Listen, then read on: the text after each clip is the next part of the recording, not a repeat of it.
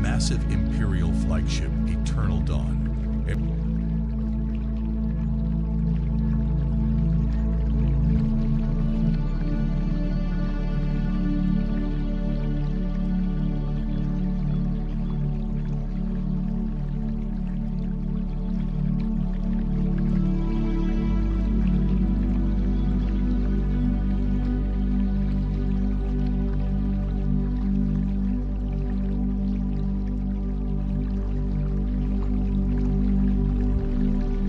The arena had gone silent in a way that made the silence itself feel dangerous. 900 cadets stood frozen in the observation rings of the Cothac's combat dome, and not one of them was breathing normally. Below them, past 3 meters of reinforced plasglass, something enormous shifted in the dark. Chains the width of tree trunks hung loose and broken on the arena floor, snapped clean, still smoking faintly at the fractures. The creature that had broken them was called a Voranthax, and in 400 years of Galactic Military Academy history, it had never once lost a combat trial. It had also never once let its opponent walk out alive. "The examination is cancelled," announced Provost Delcorin Vey, still 4 eyes scanning the crowd with something close to relief. "No cadet is required to face the Voranthax. Combat evaluation will proceed through simulation only." A ripple of exhale went through the alien cadets. The Thesserine delegation, tall and crystalline, lowered their weapons without shame. The Bruthaki war clan, whose ancestors had conquered 11 star systems through sheer aggression, stepped back as one unit. Even Kryven Os, the Academy's top-ranked combat cadet and heir to a warrior bloodline 4,000 years deep, did not move forward. Fear, in this room, was not weakness. It was wisdom. Everyone understood that. Everyone except the girl in the back row, who was already unbuttoning her jacket. Ellen Serro had said perhaps 40 words total during her 6 months at the Academy. She ranked in the bottom third of every combat simulation, scored average on strength tests, and was, by most accounts, exactly the kind of unremarkable human the other species expected. Soft-spoken, slight of frame, easily overlooked in a hallway of towering Bruthaki, and glimmering Thesserine nobility. Nobody had ever seen her raise her voice, let alone her fists, so when she walked down the observation steps toward the arena entrance, jacket folded neatly over one arm, a confused murmur spread through 900 throats at once. "Cadet Serro." Provost Vey's 4 eyes widened. "The trial has been cancelled. You are not required." "I know," Ellen said. Her voice was quiet, but it carried. "I'd still like to go in." Laughter broke out first from the Bruthaki section, sharp and disbelieving. Kryven Os did not laugh. He watched her with the still, calculating focus of a predator noticing something it hadn't bothered to notice before. "She's going to die," someone whispered, not quietly enough. "Let her," came the reply. "The humans have always been slow to understand their limits." Ellen heard every word. She said nothing. She simply handed her jacket to a stunned attendant, revealing forearms marked with old, pale scars that none of her classmates had ever seen before, and walked through the ceiling doors into the dark. The doors closed behind her with a heavy, final sound. Inside the combat dome, the air was thick with an acrid metallic scent, old blood, animal musk, ozone from the creature's bioelectric hide. Ellen stood in the center of the arena floor, barefoot on cold ceramic, and let her eyes adjust to the shadows. The Voranthax emerged from the dark slowly, almost lazily, as though it had all the time in the galaxy. It was the size of a transport vehicle, built low and broad, its 6 limbs ending in claws that had torn through military-grade armor plating in past trials. Bioluminescent veins pulsed beneath gray, armored skin, and its jaw, when it finally opened to release a low, rattling growl, revealed 3 rows of teeth built for a purpose no living thing survived. In the observation ring above, the crowd had gone utterly silent again. "She hasn't drawn a weapon," Kryven Os murmured to the cadet beside him. "She doesn't have one." Ellen's eyes tracked the creature's movement, not its claws, not its jaw, but its weight distribution, the rhythm of its breathing, the half-second hitch before it shifted its front legs. She had seen predators move like this before, not on any simulation. On Earth, in the mountain wilderness where she had grown up, where her family's homestead sat 300 kilometers from the nearest settlement, and the local wildlife did not care that she was 11 years old the first time something with teeth decided she looked like dinner. The Voranthax lunged. Elin didn't run. She dropped, a controlled fall, shoulder first, rolling beneath the arc of the claws by a margin so narrow that half the observation ring gasped audibly. She came up already moving, putting distance between herself and the beast's blind rear quarter, breathing steady, eyes locked on its shoulders instead of its jaws. "She's reading its tells," Creven said slowly, leaning forward. "Where did a human learn to read a Voranthak's tells?" Nobody answered him.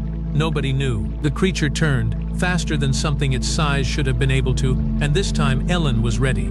She feinted left, drawing its weight in that direction, then pivoted right and drove her palm. Not a punch, an open palm strike, precise and economical, into a cluster of exposed nerve tissue behind its jaw hinge. The Voranthax roared, a sound that cracked one of the observation dome's outer panels, and reared back. It was the first time in 400 years that a Voranthax had made a sound of pain during a combat trial. Provost Vey rose halfway out of his seat. Someone pulled the containment override. "Don't," said a new voice. Every head turned. General Threx Kaldorian, retired war hero of the Bruthaki Empire and now a guest instructor at the Academy, had been sitting in the back of the observation ring the entire time, unnoticed and unremarked upon, exactly the way Ellen herself usually went unnoticed. He was on his feet now, massive frame leaning against the rail, eyes narrowed with an intensity that hadn't been there in years. "Let her finish," he said. "I want to see this." Below, Ellen had not stopped moving. The Voranthax, wounded and enraged, was no longer fighting with the lazy confidence of an undefeated predator. It was fighting like something that had, for the first time, felt fear, and fear made it faster, wilder, more dangerous, throwing off the careful rhythm Ellen had spent the last 90 seconds learning to read. She adapted instantly. Where the beast had been predictable, now it was chaos, and Ellen's strategy shifted with it, not toward aggression, but toward exhaustion. She kept moving, kept circling, forcing the enormous creature to expend energy, chasing an opponent a fraction of its size, absorbing glancing blows on her forearms rather than her body, taking damage in controlled doses instead of catastrophic ones. A claw caught her shoulder. She staggered, blood welling dark through her shirt, and the crowd above erupted into shouts, some of horror, a few, disturbingly, of excitement. "That's enough," Creven Oss said, standing now, his hand slamming the rail. "Someone stop the trial. She's still standing," General Kaldorian said quietly. "Watch her eyes. She's not panicking. She's calculating." He was right. Even wounded, even bleeding, Ellen's expression hadn't changed. There was no fear in it. There was something else entirely, a grim, focused patience that the general recognized because he had seen it exactly once before, decades ago, in the eyes of a human soldier during humanity's first contested border conflict with the Bruthaki Empire. A human who had been outnumbered 9-1 and had still, somehow, won. The Voranthax lunged again, off balance now, exhausted, its movements finally slowing. Ellen saw the opening a full second before it arrived, the same half-second hitch from the very first attack, now exaggerated by fatigue, and she moved. She didn't attack the jaw. She didn't attack the claws. She drove beneath the creature's off-balance lunge, inside its guard, and struck the same nerve cluster behind its jaw hinge a second time, this time with her full weight behind the blow, redirecting the Voranthax's own momentum into the strike. The creature's legs buckled. It crashed to the arena floor in a heap of armored muscle, stunned, breathing hard, defeated, but alive. Elin had not killed it. She stood over it, chest heaving, blood running down her arm, and made no move to finish it. The combat dome was utterly silent. Then General Kaldorian began to clap. Slow, deliberate, thunderous claps that echoed through the stunned silence like gunfire. And one by one, the cadets in the observation ring began to do the same, until 900 students were on their feet, and the sound of applause shook the dome's outer panels harder than the Voranthax roar ever had. Ellen didn't smile. She simply turned and walked toward the exit, leaving the beast alive behind her. And it was that detail, the mercy, offered without hesitation, by the one person in the room who had every right to withhold it, that would be remembered longest. The provost met her at the arena doors, medical team already rushing past him toward her injured shoulder. "Cadet Sero," he said, his four eyes wide with something between shock and reverence. "In 400 years, no cadet has ever defeated a Voranthax in combat trial." "I didn't defeat it," Elin said quietly, letting the medics work on her shoulder without flinching. "I survived it. There's a difference." "Explain." She was quiet for a moment, looking past him at the crowd still gathered above, still watching her with expressions that had shifted, in the span of 4 minutes, from mockery to something like awe. "Where I grew up," she said finally, "surviving wasn't about being the strongest thing in the room. It never was. It was about outlasting whatever was trying to kill you, one moment longer than it could outlast you. You learn to read what's hunting you. You learn its patterns before it learns yours. And you learn that fear is useful information, not a weakness to overcome. It tells you exactly where the danger is. General Kaldorian had come down from the observation ring, moving through the parting crowd with the weight of someone whose opinion mattered enormously in rooms like this one. He stopped in front of Ellen, studying her with open curiosity. "Your world," he said, "the one that taught you this. It has creatures like the Vorentax?" "Worse," Ellen said simply. "We just don't have arenas. We have forests, and oceans, and mountains, and every single one of them wants you dead in a slightly different way, and none of them care how strong you think you are." A murmur went through the crowd. This was not, most of the cadets realized in that moment, an exaggeration for effect. It was, unsettlingly, a simple statement of fact about the world humanity had come from, a fact the galaxy had somehow never fully understood, dismissing humans as physically unremarkable without asking what kind of unremarkable creature could survive an unremarkable world like Earth. Creme de Falk pushed through the crowd, stopping in front of Ellen, with an expression that had lost all trace of its earlier disdain. 6 months, he said slowly. "You've been here 6 months, ranked in the bottom third of every simulation, and you never once mentioned any of this. You never asked," Ellen said.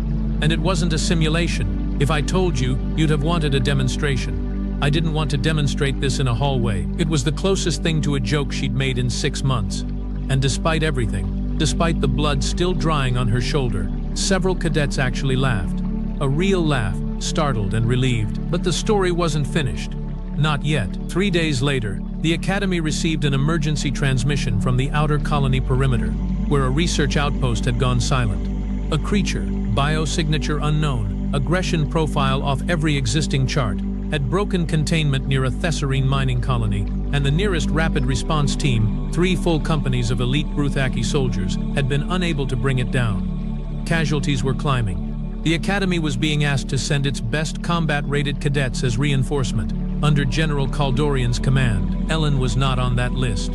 Her combat ranking, despite the Voranthax trial, technically remained in the bottom third, a bureaucratic oversight nobody had gotten around to correcting. She went anyway. She stowed away on the transport vessel, hidden in a supply compartment, and was discovered only when the ship was 2 hours from the mining colony and turning back was no longer an option. General Kaldorian found her crouched among ration crates, and for a long moment, he simply stared at her. "You do understand," he said finally, "that this could end your career before it starts. I understand that whatever's down there is killing people faster than 3 companies of trained soldiers can stop it," Ilin said.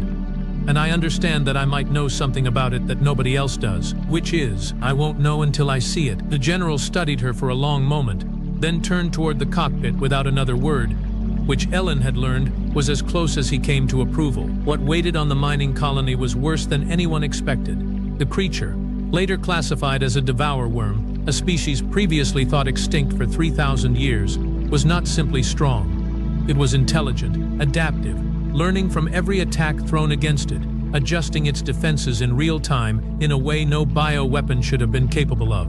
It had already killed 41 soldiers and reduced 2 combat vehicles to slag, and when Ellen finally saw it, crouched in the ruins of the outpost's main dome, she understood immediately why the soldiers' tactics had failed. They were fighting it like a monster. It wasn't a monster. It was reacting exactly the way any cornered, terrified, badly wounded animal would react, lashing out at everything because everything around it had spent the last 6 hours trying to kill it. "It's not attacking," Ilin said, grabbing General Kaldorian's arm before he could give the order to fire. "It's defending. Look at the wound pattern on its flank. Someone hurt it first. It's been running on pure survival instinct for hours. If you keep attacking it, it will keep killing everyone you send, because it thinks that's the only way it survives the night. And if we don't attack it, then someone has to convince it the fight is over. The way you convince any cornered animal, not with more force, with space and patience and the willingness to get close enough to be wrong." It was, by any military logic, an insane suggestion. General Kaldorian gave the order to stand down anyway, because in 3 days, this quiet human girl had proven right about exactly the kind of thing everyone else in this galaxy had been wrong about for centuries. Elin walked toward the Devour Worm alone, unarmed, hands open, moving with the same slow, deliberate patience she'd used in the arena 3 days earlier. Soldiers held their breath along the perimeter. The creature reared, screeching, claws raised, and Elin didn't run, didn't flinch, simply stopped. lowered herself to one knee, and waited. For 11 long seconds, the galaxy's deadliest cornered predator stared down a girl who refused to be afraid of it. Then, impossibly, it lowered its claws. The final revelation came 2 weeks later, buried in a research report that quietly reshaped the Academy's entire combat curriculum. The Devour Worm hadn't broken containment on its own. It had been deliberately released, sabotage, orchestrated by a Thesserine mining conglomerate seeking to destabilize the colony's ownership dispute and claim insurance losses on land they'd already secretly sold.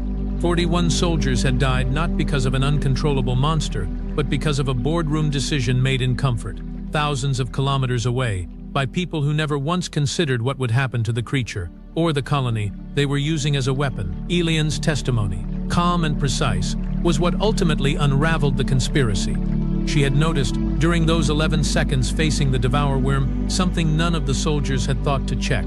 Restraint marks on the creature's limbs, old enough to predate the accidental containment breach by days. It hadn't escaped. It had been let out. By the time the full story broke across a dozen star systems, Ellen Cerro was no longer the quiet, unremarkable human cadet ranked in the bottom third of her class.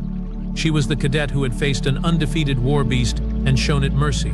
The soldier who had walked unarmed toward a cornered predator and convinced an entire military company to lower their weapons instead of firing.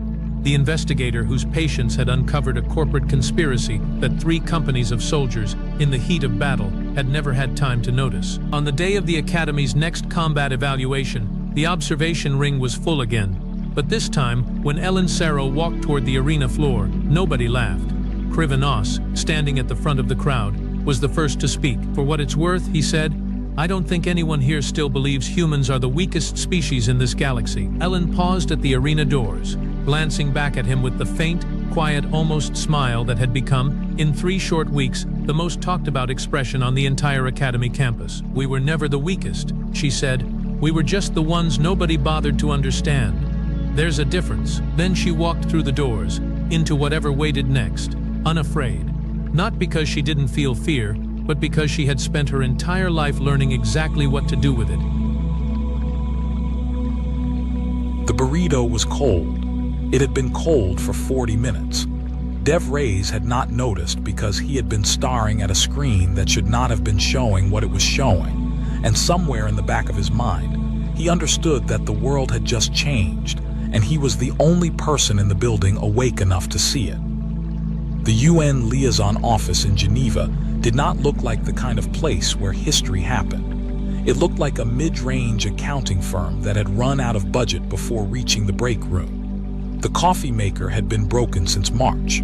The overhead light above Dev's desk flickered every 11 seconds with the reliability of a metronome and the charm of none. He was 31 years old, had a master's degree in xenolinguistics that he had never expected to use, and had taken this job because it paid better than teaching and required less eye contact. He pressed his palm flat against the desk. Solid, real, okay. The signal had arrived at 1:47 in the morning. It had not come through any channel that the liaison office monitored. It had not come through any channel that anyone on Earth monitored, technically speaking, because the channel it came through had not existed at 1:46 in the morning. It existed now. It had apparently decided to exist specifically to deliver a document. The document was 47 pages long. The translation software at the top of the page provided, with a politeness that felt almost insulting, by the senders themselves, identified the originating body as the Galactic Council of Recognized Civilizations. It identified the recipient as the nation-state collective inhabiting the 3rd orbital body of a mid-sequence yellow star, Sector 7 Gamma, locally designated Sol. It identified the document type as a formal notice of non-compliance and corrective intent. Dev read that line 3 times. Then he read the next line, which informed him that Earth had been assessed. He scrolled down. The assessment was thorough. It was, in the way that truly devastating things sometimes are, completely accurate. Every armed conflict in recorded human history was cataloged. Every environmental failure, every systemic inequality that had persisted across centuries, Every moment humanity had looked at a problem it had created and chosen to create it again anyway. The council had done their homework. They had done it with the detached efficiency of a doctor, reading a chart to a patient who already knew the diagnosis. At the bottom of page 43, the document arrived at its conclusion. Humanity had been found categorically non-compliant with civilizational tier standards. Humanity posed a potential long-term stability risk to the surrounding galactic region. Humanity was hereby given 48 Earth hours to begin the process of voluntary submission to corrective oversight, after which the Council would proceed with a corrective action as defined under Galactic Charter, Article 9, Subsection 4. Dev sat with that for a moment. He pulled up the internal messaging system. He needed to wake someone up. He needed to wake several someones up. He needed to find the chain of command and climb it fast, because 48 hours was not a lot of time, and he was a mid-level liaison officer eating a cold burrito at 2 in the morning, and this was approximately 4,000% above his pay grade. He started typing a message to his direct supervisor, Neil Holt, who was asleep in London. The door behind him opened. Chloe Ward walked in carrying a paper cup of tea and wearing the expression of someone who had also not slept. She was 24, a junior attaché, and she had a habit of showing up at odd hours because, as she had once explained to Dev without any embarrassment whatsoever, the office was quieter than her apartment, and she thought better without her roommate's podcast bleeding through the wall. She looked at his screen. She stopped walking. "Is that?" she said. "Yes." "Are they?" "Yes." She set her tea down on the edge of his desk very carefully. She read the top 3 lines of the document. She read them again. "What do we do?" she said. "I'm writing to Neil. Neil's in London. I know where Neil is. Should we not also be calling someone else? Should we not be calling, I don't know, several hundred someone else's?" "Yes, I am going to do that. I am writing to Neil first because that is the protocol, and I am trying very hard to follow a protocol right now, because it is the only thing making me feel like a functioning human being." Chloe pulled a chair over and sat beside him. She read further down the document. Dev watched her face do the same thing his face had done, the careful stillness that meant the brain was absorbing something too large for a normal expression to cover. She scrolled to page 43.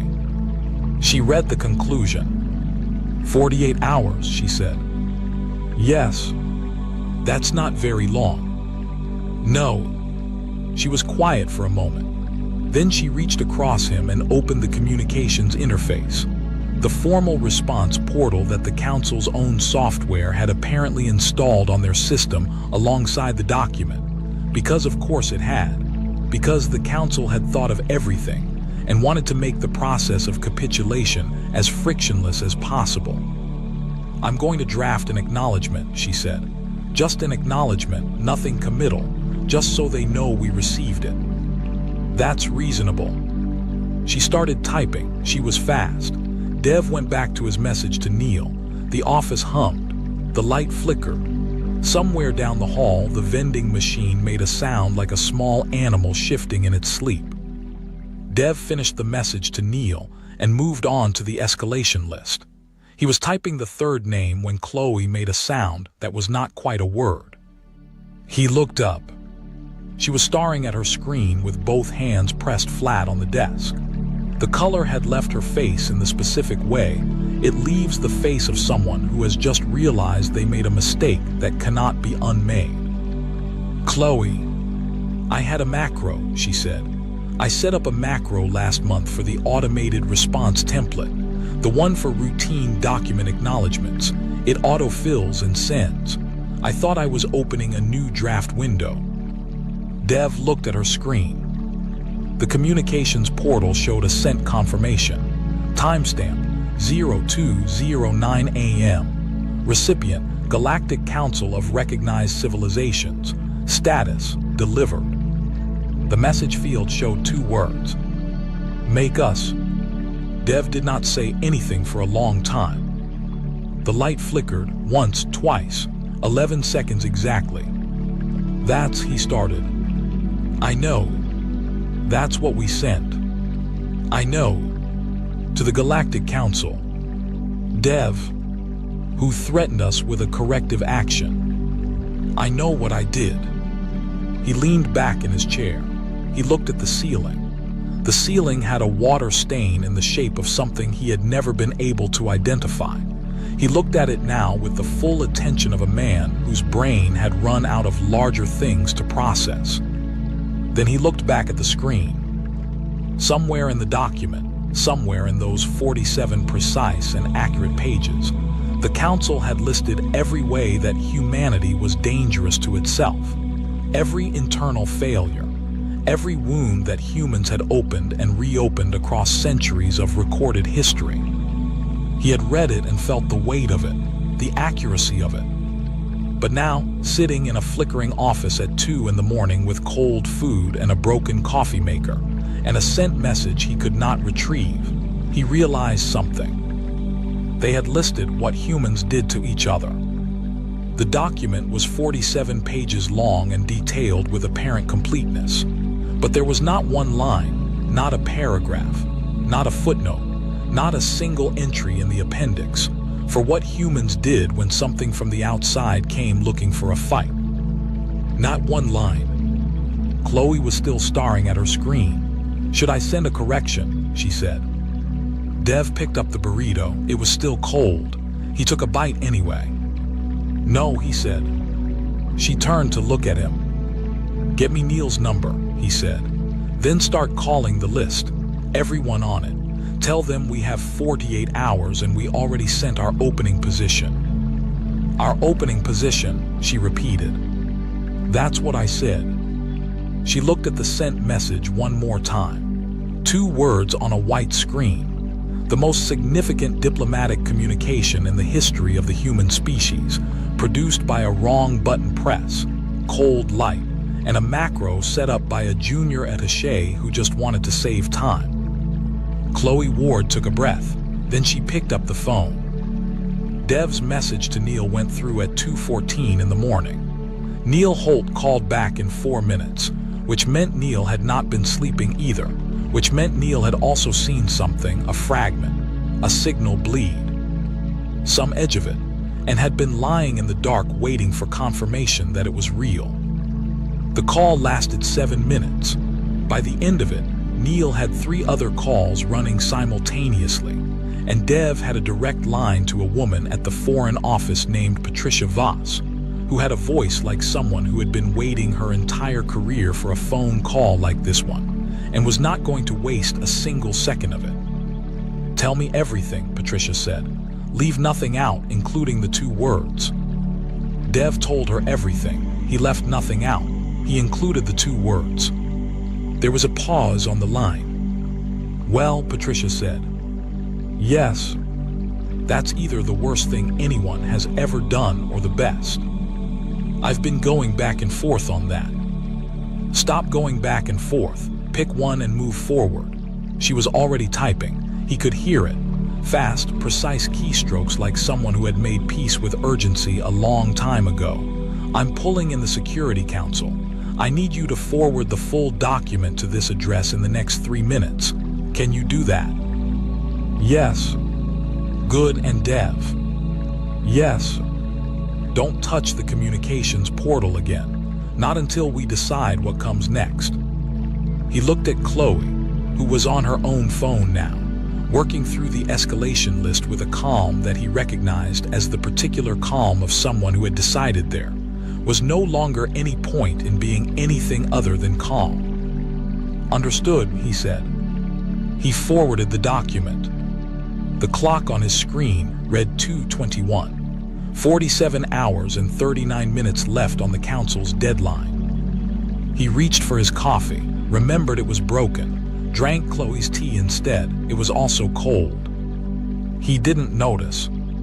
Iraq received confirmation of the reply at what his internal biological clock registered as the equivalent of early afternoon. A quiet, productive time by his species measure, good for documentation and observation, and the sort of careful thinking that his 600 years had taught him to value over speed. He read the 2 words 4 times. He set the report down on his console.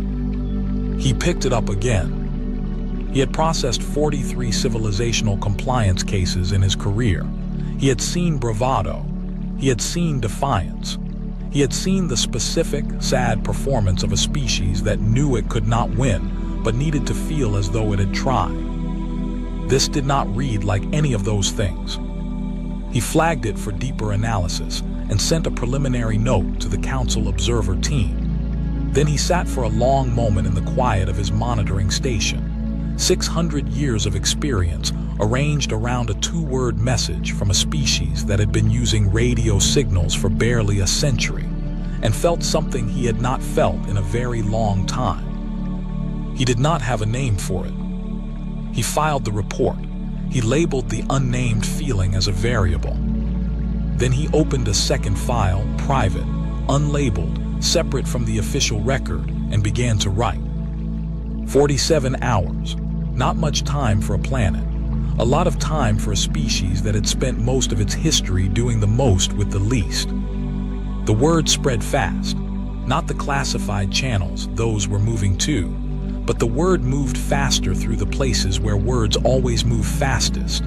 Between people who trust each other, in rooms where the lights are still on at 3 in the morning, across phone calls made between old friends who had not spoken in years, but knew exactly why the other one was calling. By dawn in Geneva, it had reached 12 heads of state. By noon, it had reached the ones who wouldn't officially admit they'd been told. By mid-afternoon, in a server room in Bangalore that smelled like solder and yesterday's takeaway, a group of engineers who had been working on a satellite contract quietly closed that file and opened a new one. Nobody told them to. Nobody asked. They just looked at each other across a table covered in empty cups and half-finished calculations, and one of them, a woman named Priya, who was 27 and had the specific kind of focus that made other engineers both admire and slightly fear her, said, "So, different problem now." And they started working on the different problem. Dev Reyes sat in his chair and watched the clock. He thought about the assessment.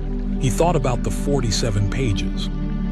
He thought about the one thing that was not in them. He thought about Chloe's wrong button, about a macro designed to save 30 seconds, becoming the loudest 2 words Earth had ever said. He thought about all the things humans did when something came at them from the outside. He thought about how none of that was in the document. He thought the council might want to read a different 47 pages. He was starting to think they were going to get the chance. Irek's private log, entry 1. The 2 words were not defiance. I have studied defiance. Defiance is the performance of strength you do not have. These 2 words had no performance in them. They were practical. They were almost administrative. I do not have a word for this. I have looked through 412 languages in the council archive, and I do not have a word for a species that hears it is outmatched and responds by asking to see proof. I am adding a variable to my model. I do not yet know what to call it. I am going to keep watching. He closed the log. He looked at the 2 words one more time. Then he started writing a different kind of report.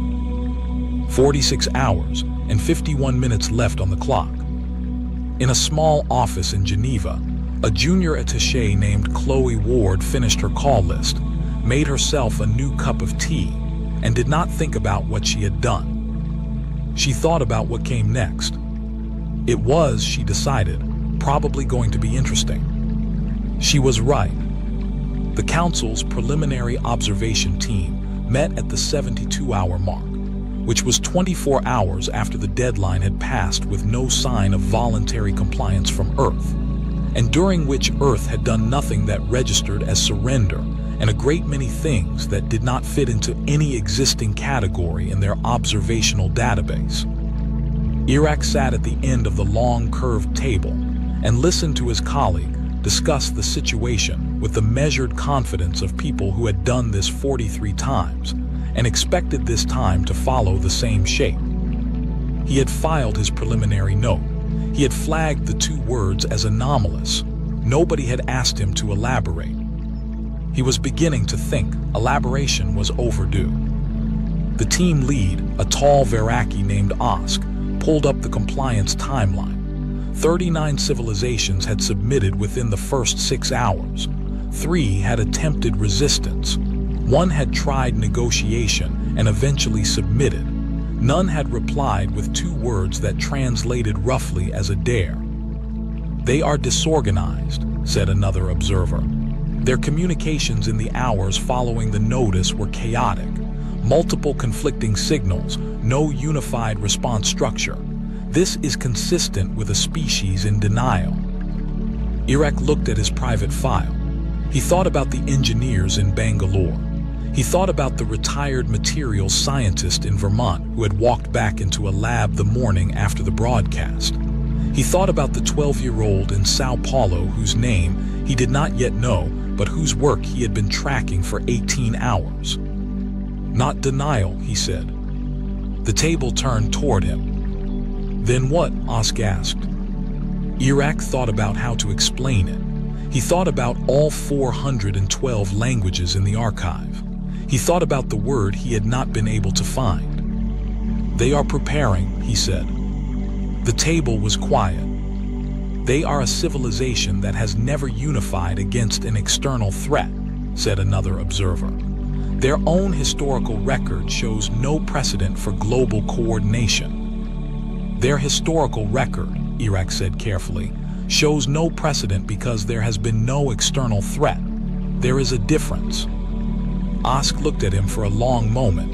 "Your recommendation." Iraq looked at the 2 words on his screen. He looked at the clock. "Caution," he said. "More data, more time. We have a charter obligation. 48 hours have elapsed." "I know. We proceed to corrective action." Iraq nodded slowly. He filed his recommendation for caution. He noted that it was overruled. He updated his private log. "They are going to send the ships," he wrote. "I think the ships are going to learn something. I think I have been studying the wrong data. I think their history of internal conflict is not a weakness in the way we measured it. I think it is practice. I think we are about to find out what they practiced for." He closed the log. He began preparing for what came next, and for the first time in 600 years, the preparation felt like something other than routine. It felt like standing at the edge of something he could not see the bottom of. He looked down anyway. In Geneva, at 7 in the morning, Dev Reyes was still at his desk. He had slept for 2 hours in his chair. His neck felt like a complaint letter from his spine. He had a new coffee, real coffee, brought by someone he had never met who had apparently walked into the building, located the liaison office, and deposited a full thermos on the front desk without explanation. He was not going to question it. He drank it and read through the latest compiled packet.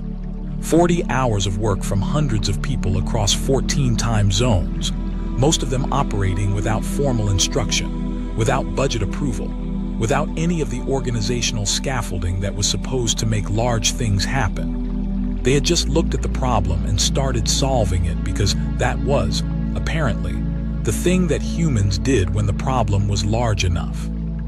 He reached the last section of the packet, the Sao Paulo entry. A 12-year-old had taken the council's broadcast signal, the same signal that had delivered the 47-page document, and picked it apart. She had reverse-engineered partial architecture from the transmission encoding. She had posted her work on a public forum at 11 o'clock on a school night with the title, "I think their signal works like this. Am I wrong?" And 73 engineers from 9 countries had responded within 4 hours. She was not wrong. Dev sat with that for a long time. Then he added her section to the front of the response packet, above everything else, without annotation, without explanation, without a single word of context. It did not need any. He forwarded the packet to Patricia Voss. He leaned back in his chair. He looked at the water stain on the ceiling. 47 pages, he thought. They wrote 47 pages about us. They missed a lot. Outside, the city was waking up. Somewhere down the hall, Chloe was making tea. The coffee maker was still broken and nobody had fixed it, and the light still flickered every 11 seconds, and the world was in the most extraordinary moment in its history, and the break room still smelled like old carpet. Some things Dev thought were consistent. He was still thinking about the 12-year-old in Sao Paulo when his phone rang. It was Patricia. "The ships are moving," she said. He closed his eyes for exactly 1 second. "How long?" he said. 14 hours. He opened his eyes. "Is everything in place?" "Everything that can be," she said. "You know what this is, Dev. You know what we're walking into." "I know." And he looked at the sent message on his screen. 2 words: cold office, wrong button. The most human possible beginning to the most significant moment in human history. "And we sent our opening position 14 hours ago," he said. "Seems rude to walk it back now." Patricia was quiet for a beat. Then, "Get some sleep, 2 hours, that's an order." She hung up. Dev looked at the ceiling one more time. He thought about the corrective action ships crossing the distance between there and here. He thought about 3 vessels that had ended 26 previous situations before they began. He thought about the Council's 47 pages and the one thing they had left out. He thought about 14 hours. He thought about all the things that humans had managed to do in less time than that, throughout the whole long, strange, embarrassing, brilliant history of being human. He closed his eyes. He was asleep in 4 minutes. In her apartment in Sao Paulo, a 12-year-old named Lucia sat at her desk and refreshed the forum thread for the 89th time. The comments were still coming. Engineers, researchers, people whose job titles she didn't fully understand yet. All of them working from the framework she had sketched out on a Tuesday night because she hadn't been able to sleep, and the signal had been interesting. Her phone had 47 new notifications.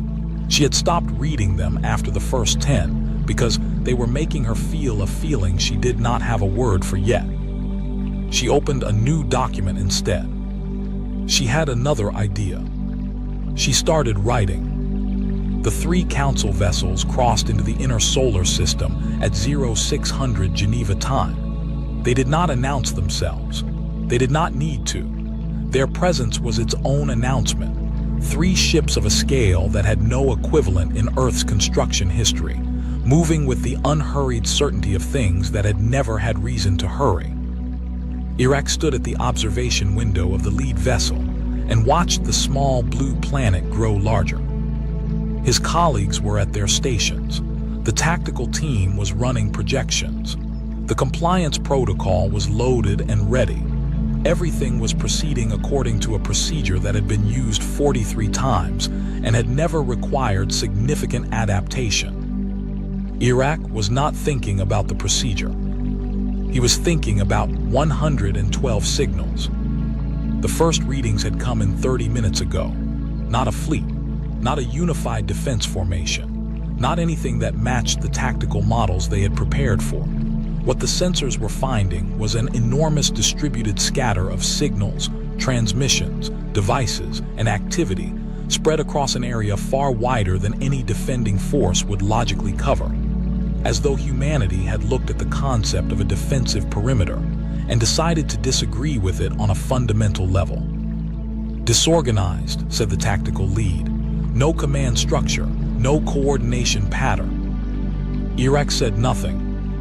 He looked at the readings. He looked at the scatter. He thought about what 112 independent signals, each apparently doing something different, added up to when you stopped trying to read them as a military formation and started reading them as something else. As a conversation, maybe. A very loud, very human conversation, conducted simultaneously by people who had never met and would never need to. each of whom had looked at a problem and started working from whatever angle they could reach. The tactical lead began calling out approach vectors, standard procedure. The ships moved. The signals moved with them. Not defensively, not reactively.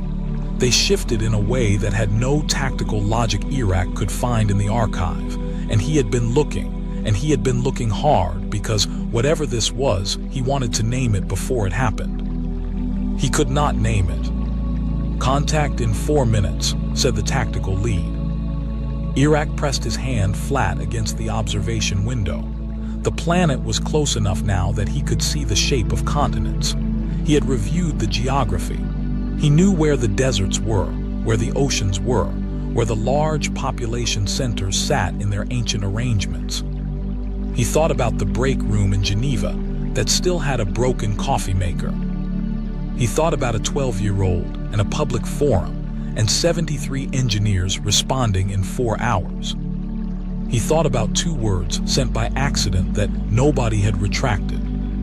3 minutes, said the tactical lead. The signals were doing something now. The scatter had not resolved into a formation. It had done something stranger than that. It had achieved a kind of coherence that was not organizational, not hierarchical, not designed in any way the models recognized.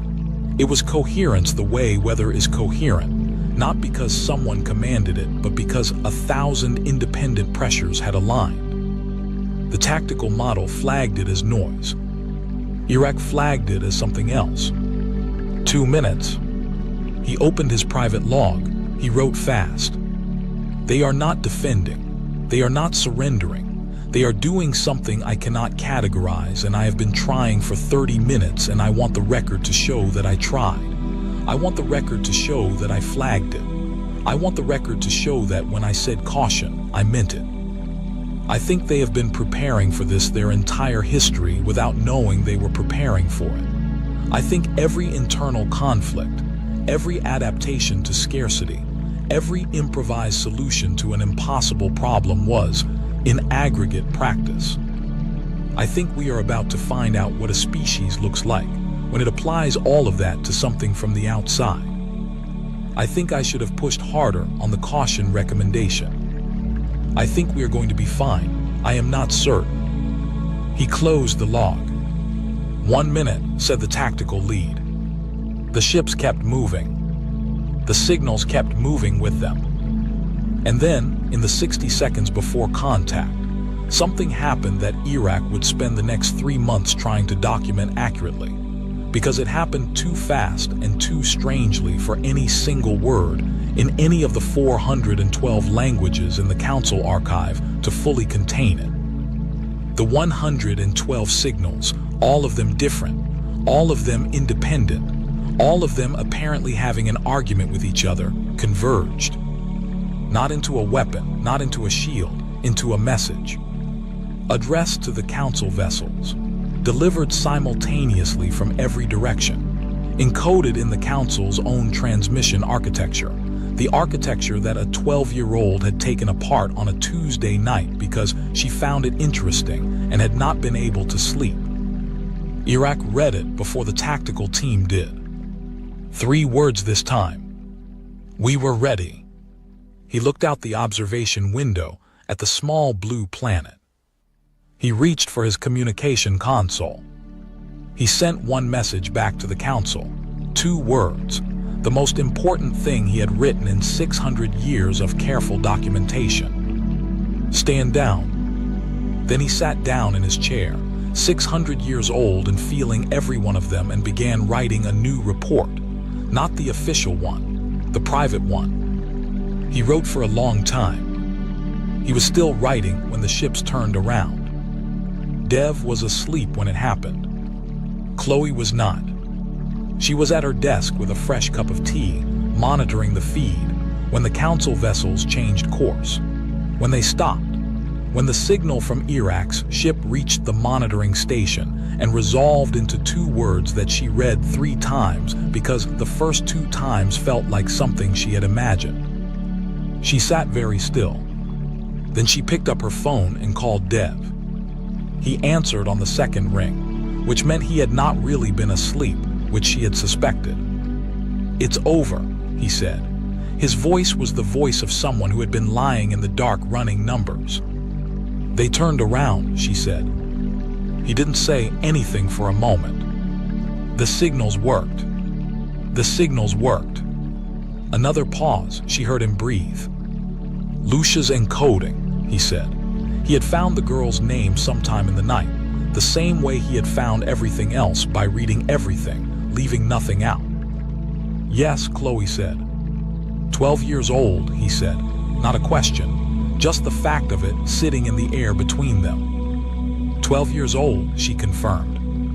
He was quiet for a long time. She let him be quiet.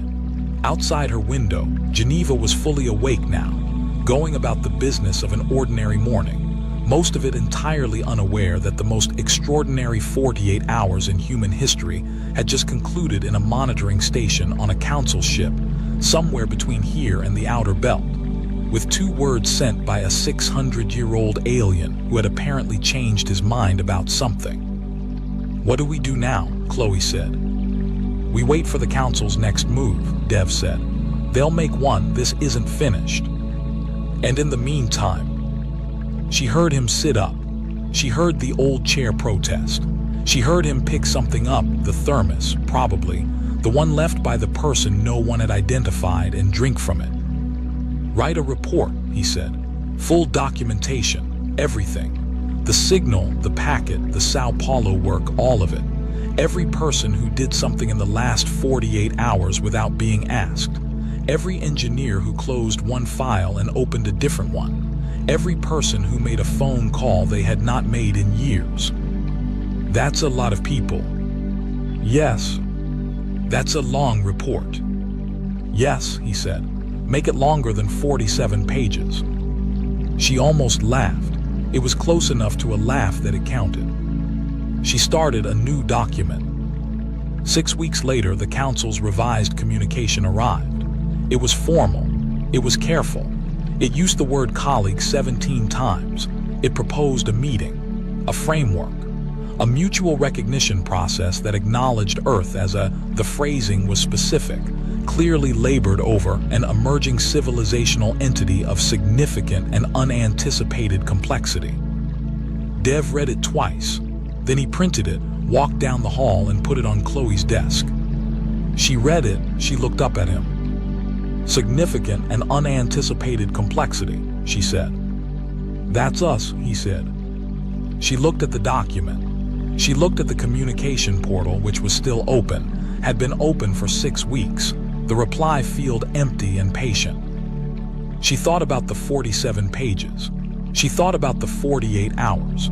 She thought about 112 signals and a Tuesday night, and a girl in Sao Paulo who had found an alien transmission interesting and had not been able to sleep.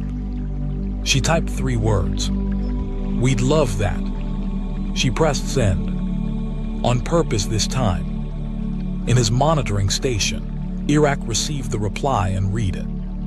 3 words, warm, direct, no performance in them, just a door held open. He had spent 6 weeks on his private report. It was longer than anything he had written in 600 years of documentation. It had a title, finally. He had found the word, or at least the closest word available in the archive, which was not perfect but was close enough. He had titled the section that dealt with the 2 words, and the 48 hours, and the 112 signals, and the girl in Sao Paulo, and the engineers who closed one file and opened a different one, and the retired scientist who walked back into a lab, and the thermos of coffee left by a stranger in a Geneva office at 7 in the morning. He had titled it, "Spite as Civilizational Infrastructure." Then he had added a footnote. The footnote said, "This word is insufficient. They will need to give us a better one. I suspect they will." He closed the report. He looked at the 3 words on his screen. He looked at the small blue planet, distant now, getting smaller as the ship moved further away, back toward council space, back toward the 600 years of careful documentation and measured distance that his life had been built from. He thought about the broken coffee maker. He thought about the wrong button. He thought about a 12-year-old who had looked at an alien signal and decided to take it apart because she found it interesting and had been right, and had not thought to be surprised by being right. He thought about a species that had been assessed in 47 pages and had spent 48 hours filling in the gaps. He thought about 3 words: warm, simple, a door held open. He wrote one final entry in the private log. They are going to be very loud, he wrote. They are going to be chaotic and contradictory, and they are going to do things that no model will predict. They are going to walk into rooms they were not invited into and ask questions that make the older civilizations uncomfortable. They are going to cause significant disruption to the established order of things. I am 600 years old. I have watched 43 civilizations receive this notice. I have never looked forward to anything. I am looking forward to this.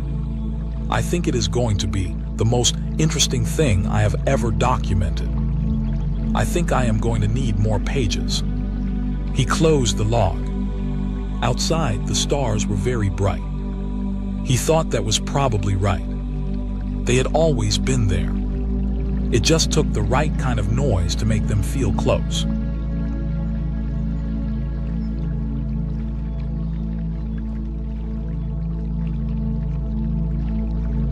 Captain Sarah Chen stood at the massive viewing window of Luna Station, watching the final construction work on humanity's greatest achievement. The ship before her stretched nearly 3 kilometers from bow to stern, its dark hull gleaming under the artificial lights of the shipyard. After 15 years of secret construction, the Prometheus Unbound was finally ready.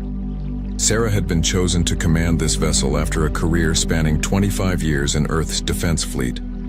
She had fought pirates in the outer colonies, defended mining stations from raiders, and earned respect throughout human space. But nothing had prepared her for this moment. The ship's design broke every rule of conventional space warfare. Where other vessels relied on thick armor plating, the Prometheus Unbound used something called quantum-folded protection. The scientists explained it as armor that existed in multiple dimensions at once, making it nearly impossible to damage. Sarah didn't pretend to understand the science, but she had seen the test results. Admiral Martinez approached from behind, his footsteps echoing in the observation deck. "Impressive, isn't she?"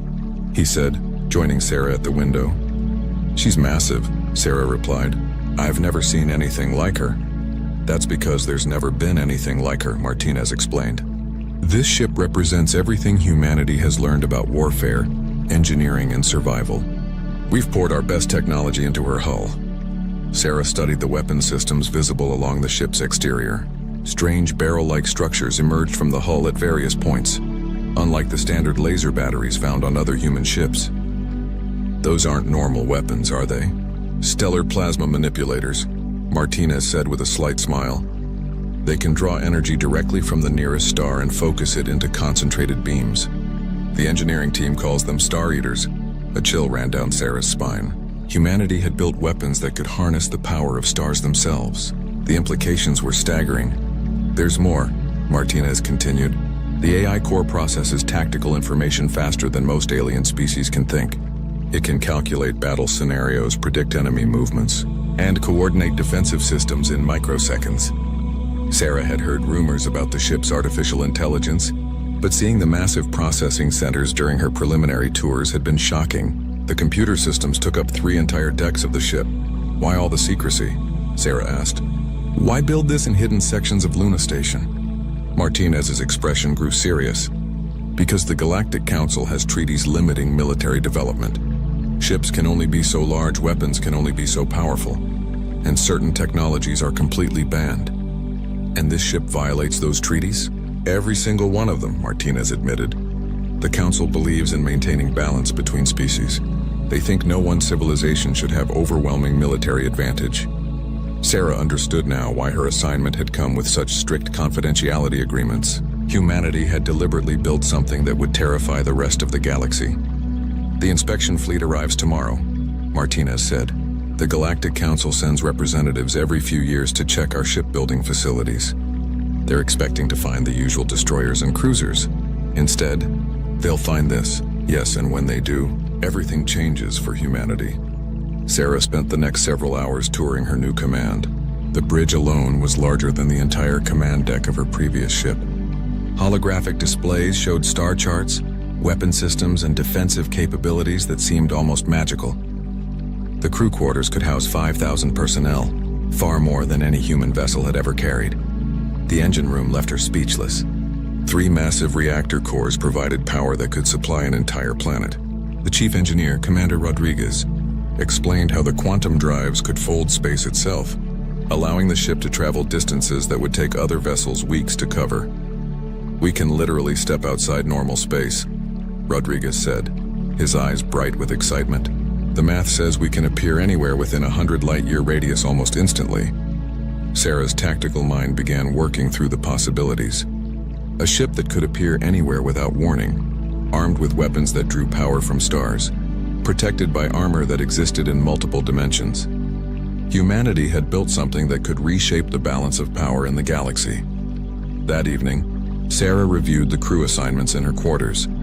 The best officers from throughout human space had been quietly transferred to Luna Station over the past year. Engineers, weapons specialists, pilots, and medical staff. All of them had signed the same confidentiality agreements, and all of them understood they were part of something unprecedented. Her door chimed, and Sarah looked up to see Dr. Elizabeth Park, the ship's chief science officer. "Captain, I wanted to discuss the first activation sequences." "Problems?" Sarah asked. "Not problems exactly, but the ship's systems are so advanced that we're still learning what they can do. The AI, for instance, has been running simulations of combat scenarios. Its predictions are disturbing." Sarah gestured for Park to sit. "Explain." "The computer calculates that this single ship could defeat the combined fleets of most galactic civilizations. Not damage them, Captain. Defeat them completely." The weight of command had never felt heavier. Sarah had accepted responsibility for a weapon that could potentially destroy entire star systems. "The inspection fleet will arrive in the morning," Sarah said. "What happens when they see what we've built?" Park was quiet for a moment. "According to the AI's analysis, they'll demand immediate destruction of the ship. When we refuse, they'll attempt to take it by force. And then we find out if humanity's greatest achievement is also our greatest mistake." The next morning came too quickly. Sarah stood on the bridge of the Prometheus Unbound as 3 alien vessels approached Luna Station. The inspection fleet consisted of ships from different Galactic Council member species, each one representing the standard military technology that governed space warfare. "Incoming. Transmission," reported Lieutenant Hayes from the communications station. On screen, Sarah ordered. The main display showed a reptilian face with large eyes and a prominent crest. Inspector Vorthen of the Galactic Council had conducted these inspections for over a decade. "Greetings, Luna Station," Vorthen said in accented English. "We request permission to begin our scheduled inspection of human military facilities."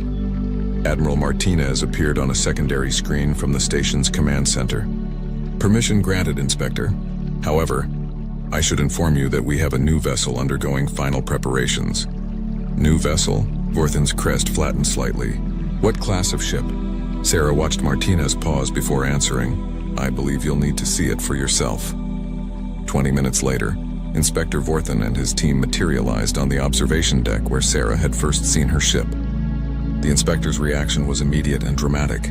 His crest turned bright red, and he began speaking rapidly in his native language. This cannot be permitted to exist," Vorthen finally said in English. "The size alone violates 17 different treaties. The weapon systems..."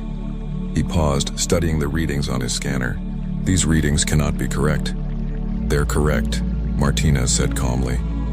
"This ship must be destroyed immediately," Vorthen declared. "It represents a clear violation of galactic law and a threat to established peace." Sarah stepped forward. "Inspector, this ship represents humanity's right to defend itself." Vorthen turned his large eyes toward her. "You are the commander of this abomination?" "I'm Captain Sarah Chen, and this is my ship." "Then you will oversee its destruction, Captain. The Galactic Council will not permit this vessel to remain operational." Sarah looked at Admiral Martinez, who nodded slightly. They had expected this response. "I'm afraid that won't be happening, Inspector," Sarah said quietly. Vorthen's crest flared again. "Then humanity has chosen to place itself outside galactic law. The consequences will be severe. As the inspection team transported back to their ship, Sarah knew that everything had changed. Humanity had revealed its greatest weapon, and the galaxy would never see them the same way again. 3 days after Inspector Vorthen's departure from Luna Station, the long-range sensors detected them. Sarah Chen studied the tactical display. On the bridge of the Prometheus Unbound as 12 massive ships dropped out of hyperspace at the edge of the solar system. Zephyrian fleet configuration, reported Commander Williams from the tactical station. 3 dreadnoughts, 6 heavy cruisers, and 3 support vessels. Sarah had fought Zephyrian pirates before, but she had never seen a fleet this large operating together. The hegemony of Zephyrian worlds was the galaxy's dominant military power, and they had just sent enough firepower to level a small planet. "Incoming transmission," announced Lieutenant Hayes.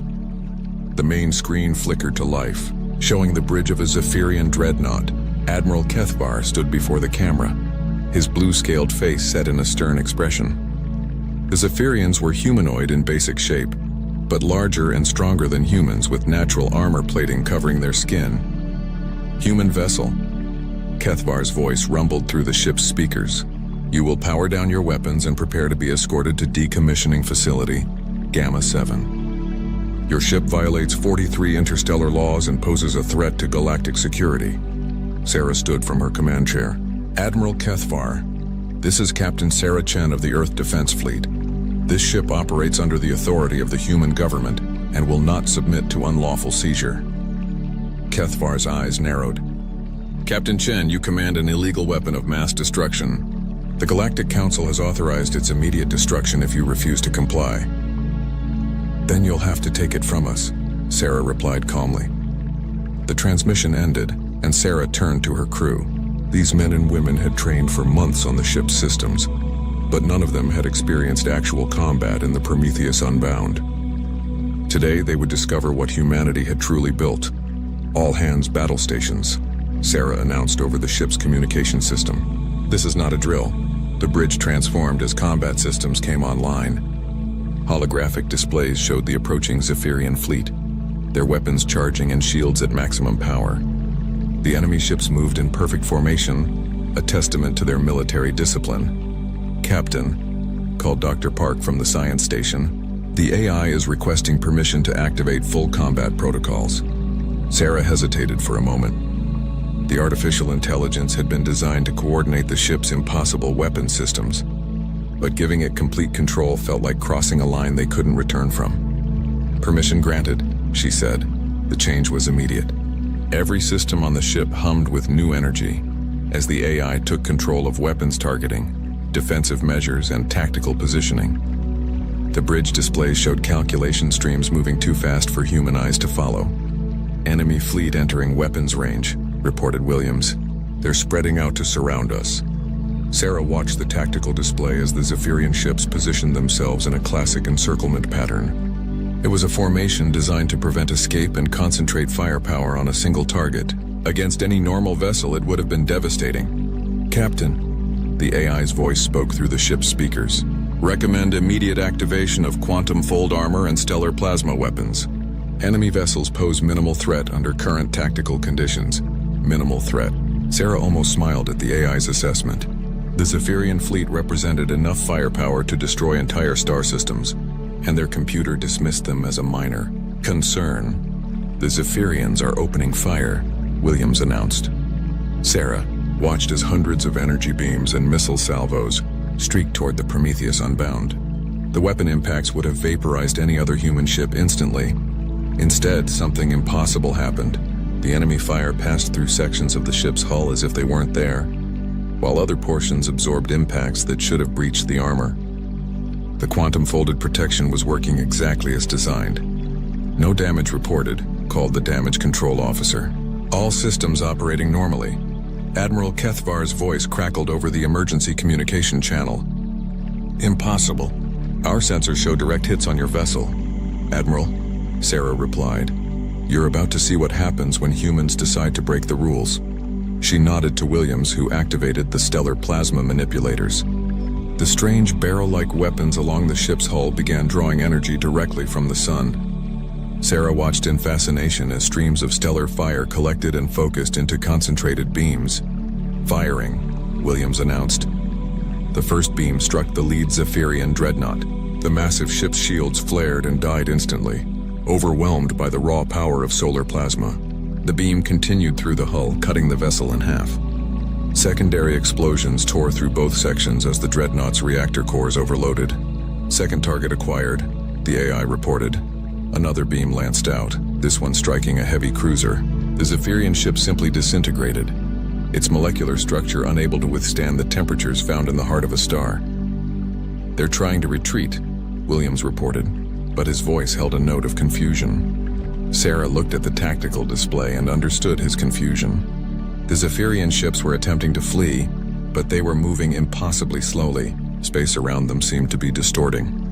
"Gravity well generators active," the AI explained. "Enemy vessels cannot achieve escape velocity."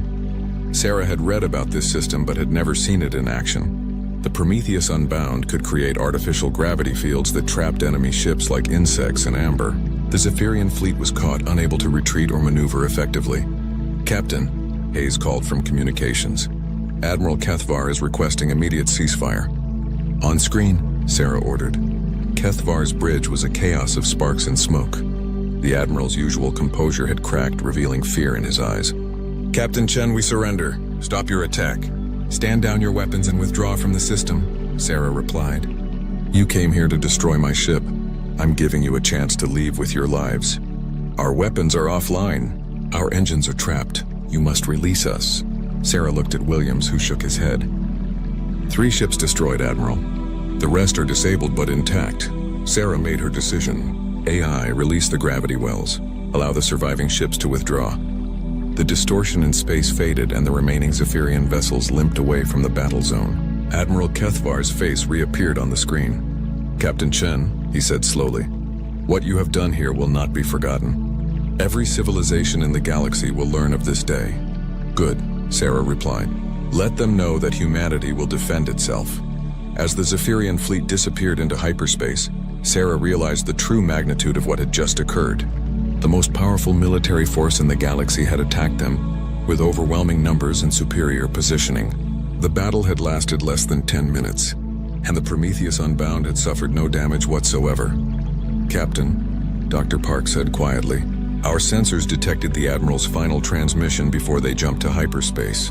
He sent a galaxy-wide emergency broadcast, and what did he say? That humanity has created a weapon that threatens the established order of power. He's calling for immediate action by all member civilizations of the Galactic Council." Sarah nodded grimly. The battle was over, but the war was just beginning. Commander Rodriguez joined them on the bridge, his face flushed with excitement. "Captain, the engineering teams are analyzing the weapon performance data. The stellar plasma manipulators operated at only 15% capacity. We could have destroyed the entire fleet in the first salvo." Sarah felt a chill run down her spine. If they had been using only a fraction of the ship's true power, what would happen when they faced a larger enemy force? "Send a message to Earth Command," Sarah ordered. "Tell them the galaxy now knows what we've built. Request immediate instructions on how to proceed." As the bridge crew carried out her orders, Sarah stared at the tactical display. The dots representing the retreating Zephyrian ships were fading from the screen, but she knew they would return. And next time, they wouldn't come alone. The Prometheus Unbound had won its first battle, but Sarah understood that victory had come at a terrible price. Humanity had revealed the full extent of their technological advancement, and the galaxy would never trust them again. Every alien civilization would now see humans as a threat that needed to be eliminated. She looked around the bridge at her crew. These brave men and women had just participated in the most one-sided space battle in recorded history. They had proven that human ingenuity and determination could overcome seemingly impossible odds. But Sarah also knew that their greatest challenges lay ahead. The galaxy was vast, filled with countless civilizations and unimaginable military forces. Today they had defeated one fleet. Tomorrow they might face 1,000. 2 weeks after the battle with the Zephyrian fleet, Sarah Chen watched the long-range sensor displays with growing concern. Ships were gathering at the edge of human space in numbers she had never imagined possible. The galaxy had responded to Admiral Kethvar's emergency broadcast with unprecedented unity. Current count stands at over 8,000 vessels, reported Commander Williams from the tactical station. Representatives from 47 different species. Sarah studied the massive fleet composition on the main display.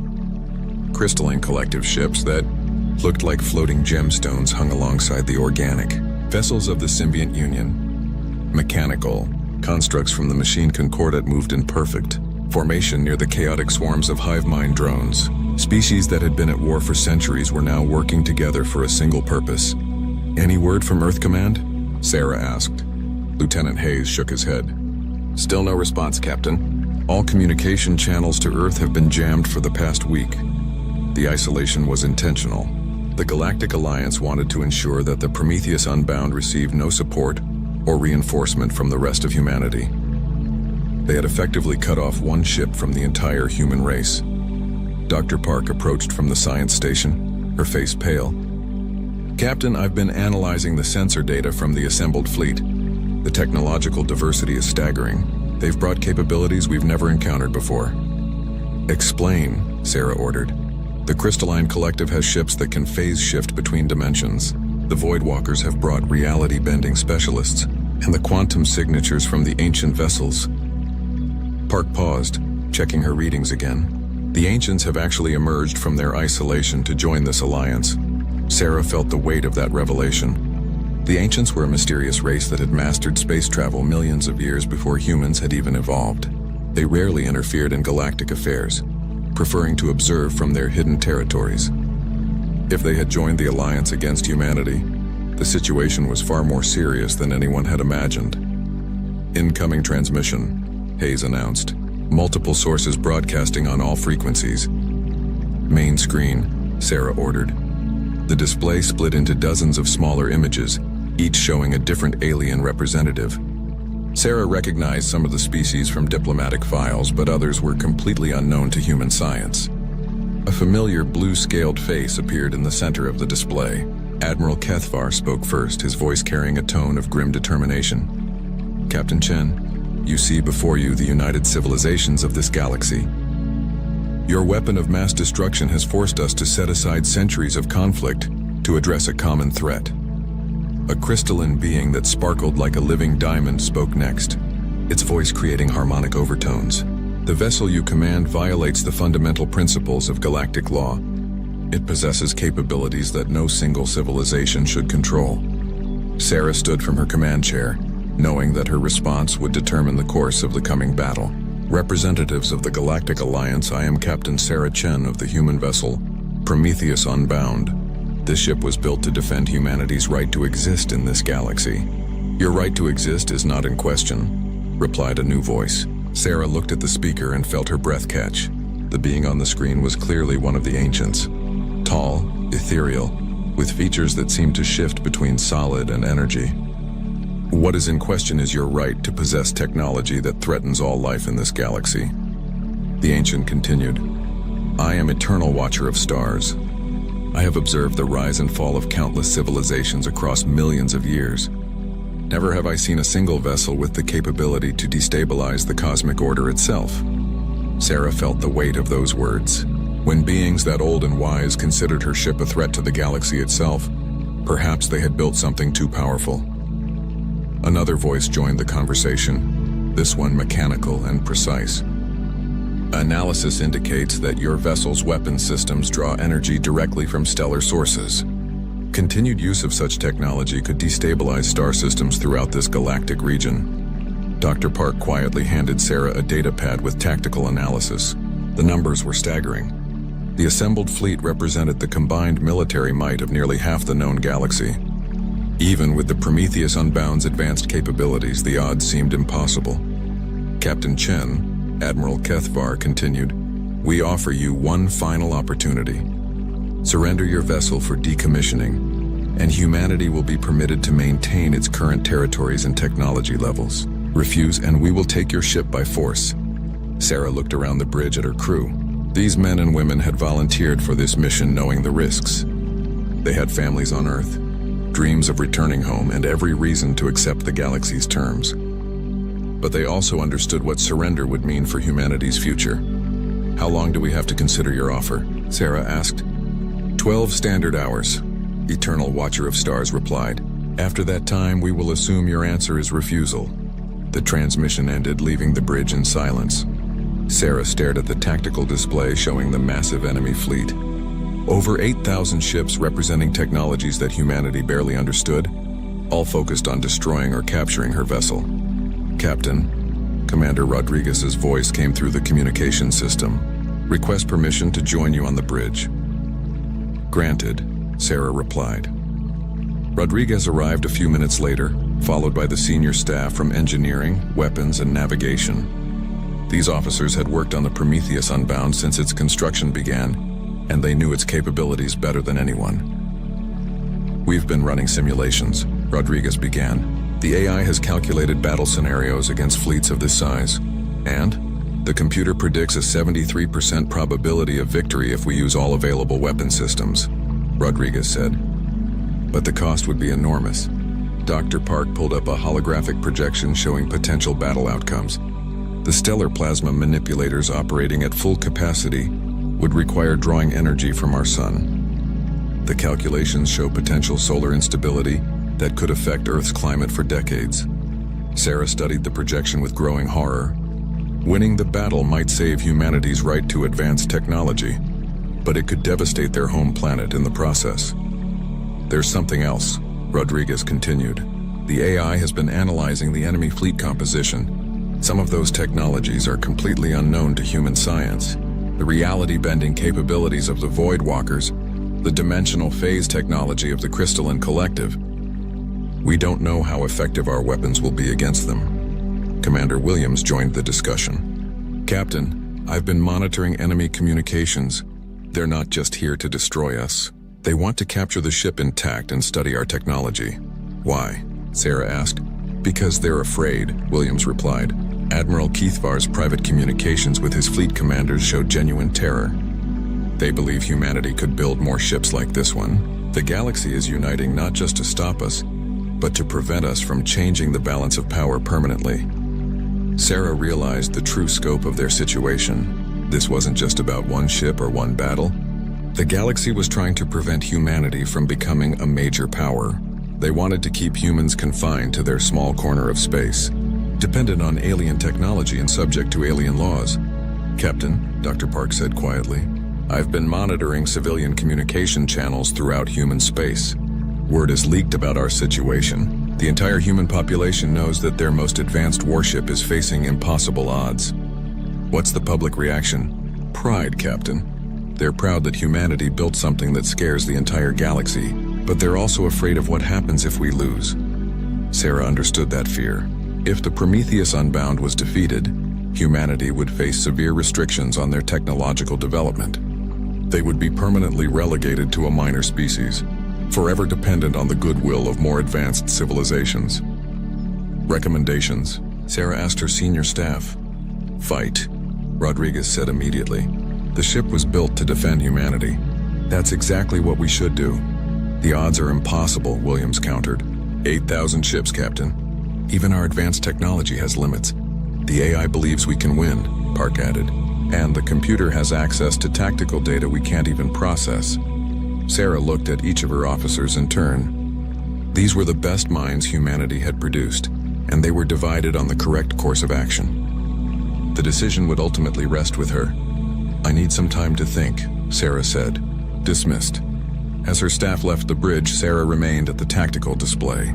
8,000 alien ships hung at the edge of the solar system, waiting for her answer. Behind them stood the combined might of galactic civilization, determined to prevent humanity from challenging their authority. But behind Sarah stood humanity itself. Billions of people who had built their greatest achievement despite alien laws and restrictions. They had proven that humans could create technology that surpassed anything the galaxy had seen. The question now was whether one ship, no matter how advanced, could stand against the combined might of the known universe. Sarah Chen stood on the bridge of the Prometheus Unbound as the 12-hour deadline expired. Through the main view screen, she could see the massive galactic fleet beginning to move. Over 8,000 ships from 47 different civilizations advanced toward her single vessel, with the inevitability of a cosmic storm. All stations report ready for combat.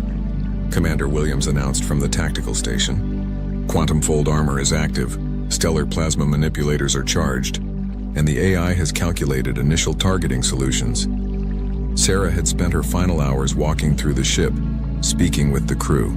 5,000 human souls depended on her decisions today. They had volunteered for this mission knowing the risks, but none of them could have imagined facing odds like these. "Captain," Dr. Park called from the science station, "I'm detecting massive energy buildups throughout the enemy fleet. They're coordinating their attack." The Alien Alliance had learned from Admiral Kethvar's defeat. Instead of attacking piecemeal, they planned to overwhelm the Prometheus Unbound with simultaneous strikes from multiple directions.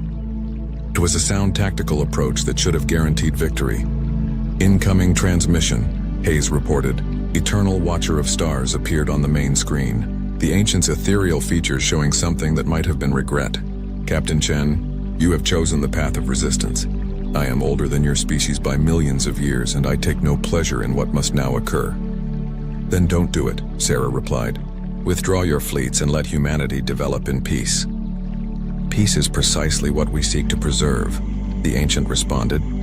"Your vessel represents chaos and destruction on a galactic scale. We cannot permit it to exist." The transmission ended and Sarah turned to her crew. "All hands, this is the captain. Today we fight not just for our ship, but for humanity's right to defend itself. Show them what humans can accomplish when we refuse to accept defeat." The first wave of attacks came from the crystalline collective ships. Dozens of gem-like vessels began phase-shifting through dimensions, appearing at random locations around the Prometheus Unbound. Their weapons fired beams of coherent light that could cut through most known materials. The quantum fold armor responded exactly as designed. The crystal beams passed through sections of the ship's hull that existed in alternate dimensions, while striking sections that were temporarily solid. The effect was surreal. Weapons fire seemed to phase in and out of reality around the human vessel. "No damage reported," called the damage control officer. "Quantum armor is operating at peak efficiency." Sarah watched in fascination as the AI coordinated their response. The stellar plasma manipulators fired with impossible precision, drawing energy from the sun and focusing it into concentrated beams. 3 crystalline ships disintegrated instantly, their phase shift technology offering no protection against the raw fury of solar fire. "Second wave incoming," Williams announced. Mechanical ships from the machine Concordat. The robot vessels approached in perfect geometric formations, their movements precise and calculated. Each ship was a masterpiece of engineering, with adaptive armor that could reconfigure itself to resist different types of attacks. Against conventional weapons, they were nearly invulnerable. The Prometheus Unbound activated its gravity well generators. Space distorted around the mechanical ships, creating artificial gravity fields that crushed their hulls like tin cans. The perfectly calculated formations collapsed as ships were pulled together by forces that exceeded their structural limits. "Impossible." Admiral Kethvar's voice crackled over the emergency communication channel. "Our sensors show gravitational anomalies that shouldn't exist." "You're seeing what happens when humans decide to rewrite the laws of physics," Sarah replied calmly. The battle continued with wave after wave of alien attacks. Hive-mind drones swarmed the Prometheus Unbound in chaotic formations, only to be destroyed by weapons that fired faster than their collective intelligence could process. Symbiont Union vessels attempted to board the human ship using biological attachments, but the quantum armor made physical contact impossible. For 3 hours, the engagement continued with the same pattern. Alien fleets attacked with overwhelming numbers and advanced technology, only to be repelled by capabilities that seemed to mock the fundamental laws of the universe. But the Prometheus Unbound was not invulnerable. "Captain?" Rodriguez's voice came through the communication system, strain evident in his tone. "The stellar plasma manipulators are showing signs of stress. Drawing this much energy from the sun is pushing the systems beyond their design limits." Sarah felt her first real concern of the battle. The ship's exotic weapons required enormous amounts of power, and even their advanced technology had physical constraints. "How much longer can we maintain current operations?" she asked. 30 minutes at most before we risk cascade failures in the primary systems." Sarah studied the tactical display.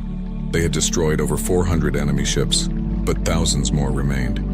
The Alien Alliance was learning from each failed attack, adapting their strategies and coordinating more effectively. "Captain," the AI spoke through the ship's communication system, "recommend activation of emergency combat protocols. Multiple Voidwalker vessels are approaching with reality distortion fields active." Sarah had read about Voidwalker technology in classified reports, but seeing it in action was disturbing. Space around their ship seemed to bend and twist, creating areas where the normal laws of physics simply didn't apply. Energy weapons fired backward in time, gravity flowed upward, and matter behaved in impossible ways. "Activate all defensive systems," Sarah ordered. The quantum fold armor struggled against attacks that came from directions that didn't exist in normal space-time. Reality distortion fields created paradoxes that the ship's systems couldn't fully compensate for. For the first time since the battle began, damage reports started coming in. "Hull breach on Deck 7, reported damage control. The reality distortion is causing structural failures in areas that technically aren't there." Sarah felt the ship shudder as exotic weapons struck systems that existed in multiple dimensions simultaneously. The Prometheus Unbound was taking damage from attacks that bypassed conventional defenses entirely. "Captain," Dr. Park called out, her voice tight with concern. "The ancient vessels are beginning to move. They've been observing our responses and now they're joining the battle." Sarah watched as the most mysterious ships in the galaxy advanced. Ancient technology was so far beyond current understanding that their vessels looked more like works of art than machines of war. They moved without visible propulsion, changed shape without apparent mechanisms, and radiated energy patterns that defied analysis. The first ancient weapon struck the Prometheus Unbound with devastating effect. The ship's artificial intelligence screamed warnings as fundamental systems began failing. The attack hadn't damaged the ship's hull or weapons. It had somehow altered the basic physical constants that allowed their technology to function. "Stellar plasma manipulators are offline," Williams reported.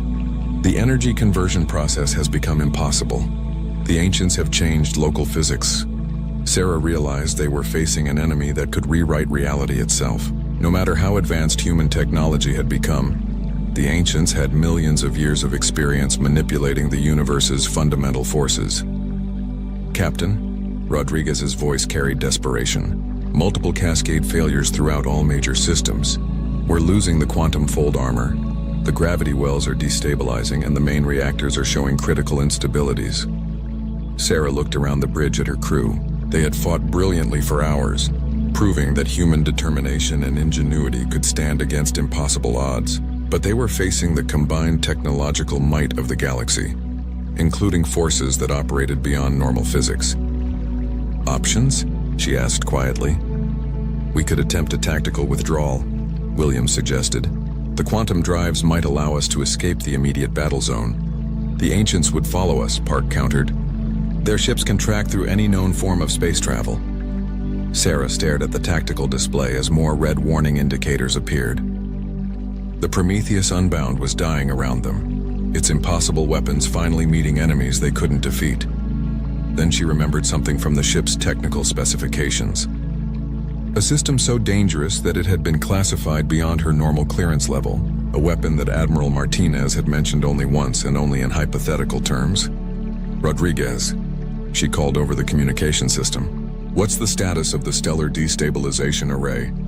There was a long pause before Rodriguez responded.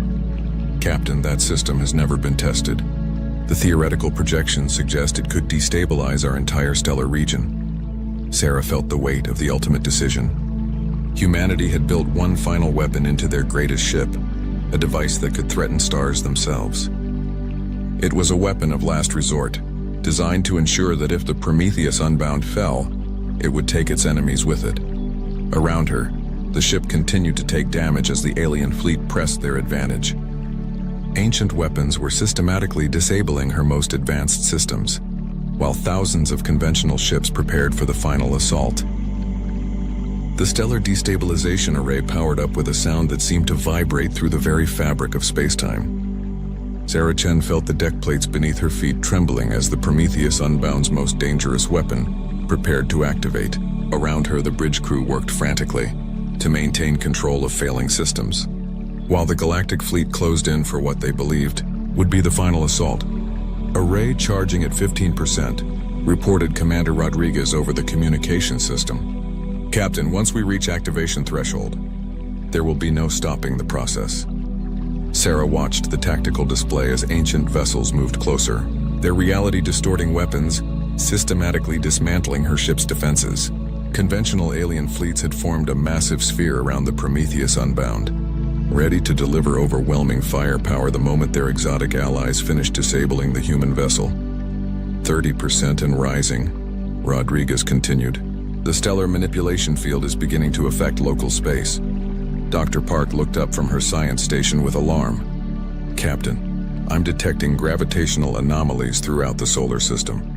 The array is actually beginning to destabilize our sun. Through the view screen, Sarah could see the impossible sight of their star beginning to flicker.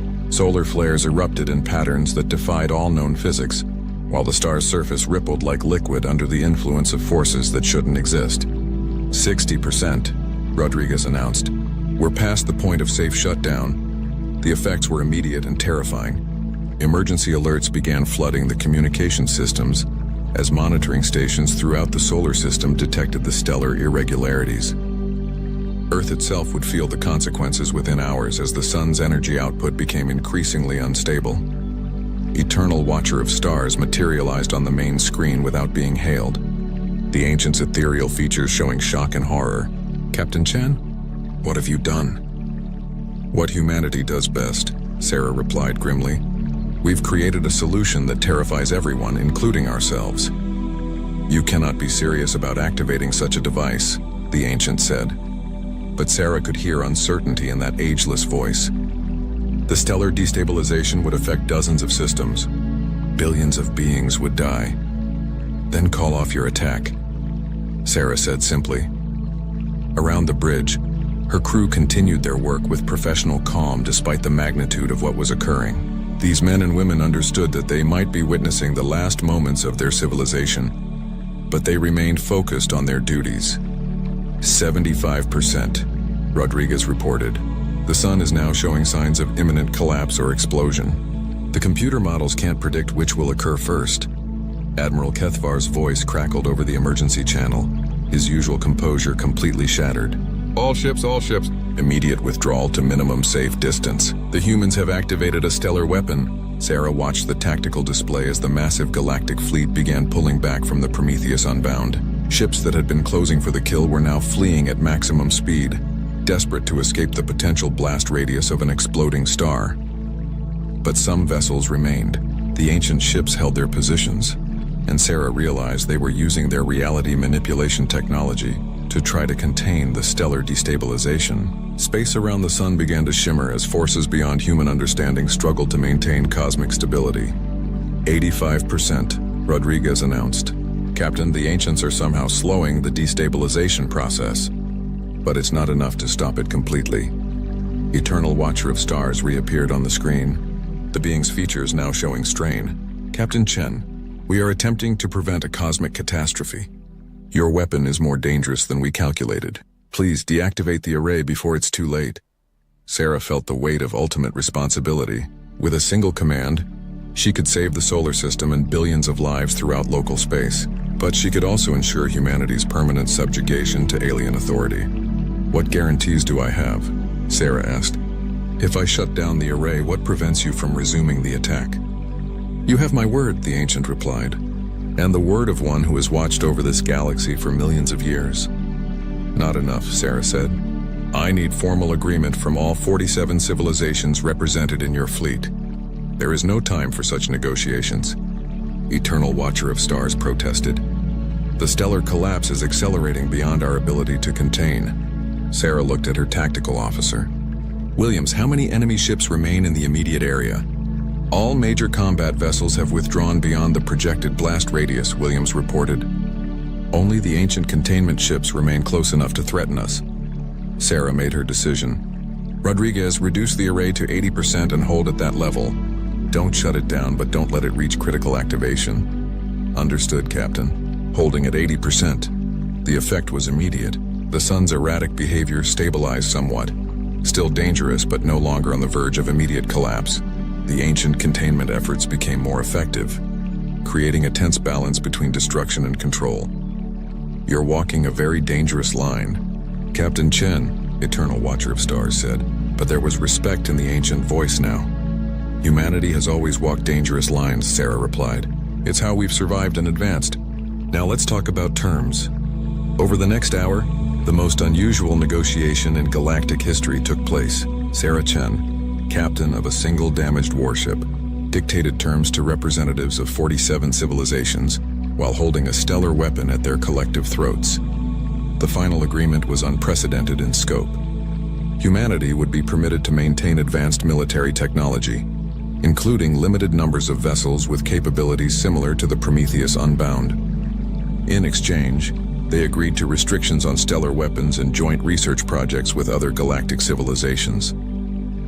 The most important provision, Eternal Watcher of Stars explained, is that humanity will share certain technological advances while maintaining the right to defend themselves. The galaxy recognizes that your species possesses unique capabilities that could benefit all civilizations.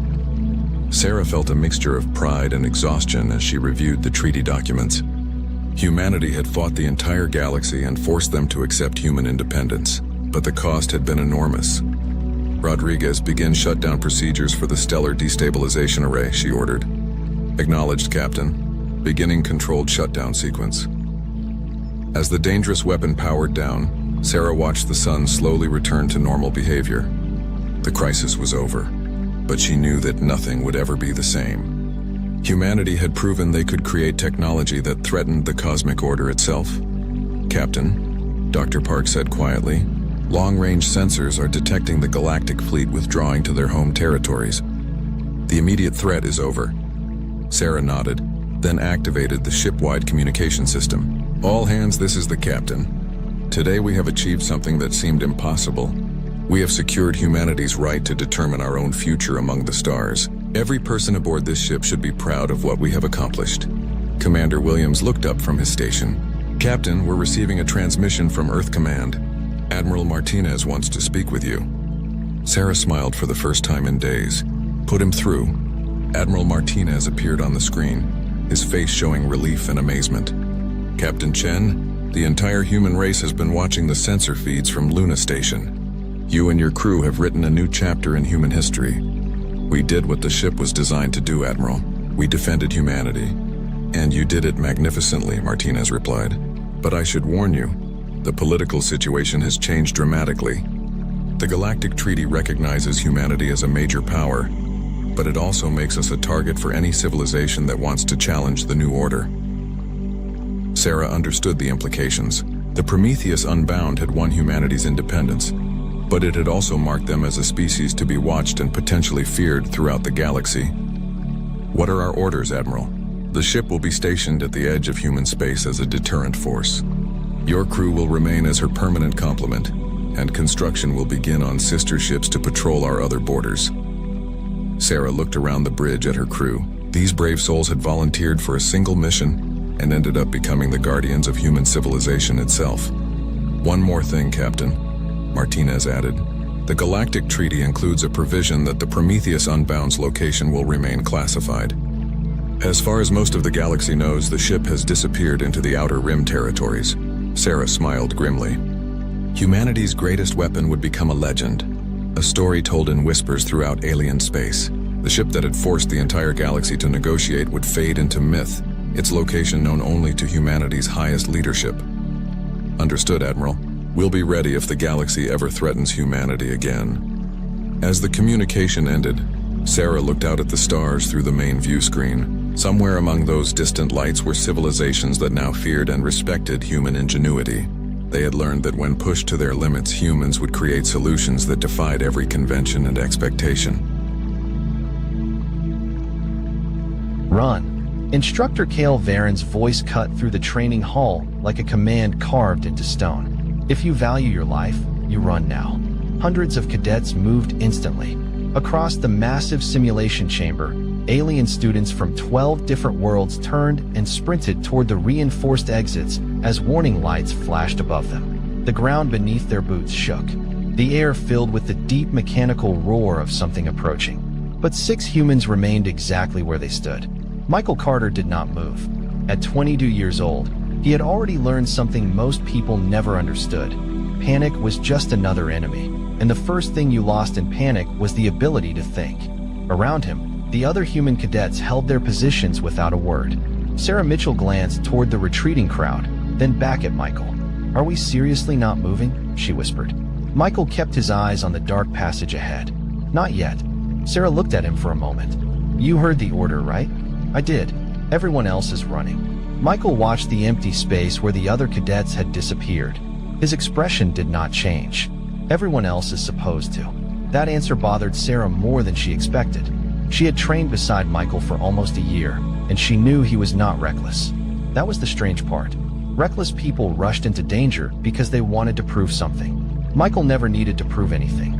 He was the kind of person who checked the exits before sitting down in a restaurant. The kind of person who noticed when someone was walking too slowly because they were injured. The kind of person who looked calm because he had already considered everything that could go wrong. Instructor Cale Varen watched from the control platform above the chamber, his blue-gray armored skin reflecting the red emergency lights. For 30 years, he had trained warriors from across the galaxy. He had seen fearless soldiers, brilliant strategists, and arrogant recruits who believed they were invincible. Humans were different. They were smaller than most species in the Academy. They lacked the natural armor of the Dravik. They did not possess the enhanced senses of the Velori. They did not have centuries of recorded warfare behind them. Yet here they were, standing still while everyone else escaped. "Human cadets," Cale said through the communication system. "This is your final warning. Retreat immediately." Michael touched the receiver on his collar. "Instructor, request clarification." Cale narrowed his eyes. Even now, the human was asking questions. "Clarification? Are we ordered to leave the area, or are we ordered to abandon the assigned sector?" For a moment, Cale said nothing. Most cadets would have simply obeyed. That was the purpose of training. Discipline meant following commands. "The area is unsafe," Cale replied. "That is why everyone was ordered to run." Michael looked toward the passage again. The shaking was getting stronger. Something large was moving closer. "Understood," he said. "But the evacuation route is behind us." Cale stared at the display. He pulled up the tactical feed, expecting to see a group of stubborn human students refusing to accept danger. Instead, he saw something else. The humans were not frozen. They were watching, measuring, counting. Michael Carter was not waiting for the threat to arrive. He was waiting for the moment when someone else would need them. And for the first time in his career, Instructor Cale Varen wondered if the humans had misunderstood the exercise, or if everyone else had misunderstood humanity. The first thing you learn at the Galactic Defense Academy is simple. When the instructor tells you to move, you move. The words came from Michael Carter's first training manual, and every cadet knew them. Orders existed for a reason. Discipline kept people alive. But standing in the middle of the simulation chamber, with the warning alarms still echoing through the walls, Michael understood something the others did not. Sometimes the hardest part of following an order was knowing what the order was truly meant to accomplish. The other cadets had already reached the emergency corridors. Their voices faded behind the reinforced doors as the evacuation system sealed the exits. The chamber suddenly felt much larger, much quieter. Sarah Mitchell looked at the sealed doors and shook her head. "You know, most people would call this the moment where we admit we made a terrible decision." Michael almost smiled. "Most people are usually trying to survive the first 5 seconds." "And what are we doing?" she asked. Michael looked toward the passage ahead, making sure everyone else gets more than 5 seconds. Sarah followed his gaze. She still did not like the answer, but she understood something important about him. Michael was not brave because he ignored danger. He was brave because he noticed every single part of it. The academy instructors had spent months trying to break human habits out of their training. The humans checked corners. They counted supplies. They studied patterns. They asked questions when everyone else simply accepted instructions. To many alien instructors, those habits looked like unnecessary hesitation. To Michael, they were survival. Above the chamber, Instructor Cale Varen replayed the tactical feed. He had expected to see stubborn students refusing to accept reality. Instead, he watched 6 humans quietly organize themselves.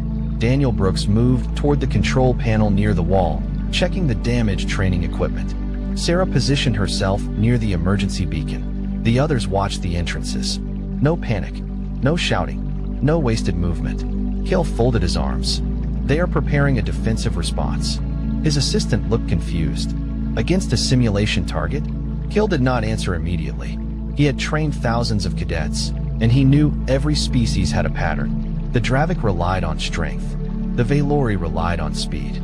The Karen relied on numbers. Humans seemed to rely on something harder to measure. Experience. The chamber lights flickered again. This time, the vibration was different. The simulation was supposed to create pressure. It was not supposed to make the entire floor shake. Kale quickly checked the system readings. His expression changed slightly. That is impossible. His assistant leaned closer. What happened? Kale studied the data. The simulation environment has changed. Can you shut it down? I am trying. Below, Michael noticed the change before anyone told him. The sound was wrong. The timing was wrong. Training systems followed patterns. This did not. Sarah looked at him. Michael. He finally turned toward the team. The exercise changed. Daniel looked up from the control panel. Meaning, Michael took a slow breath.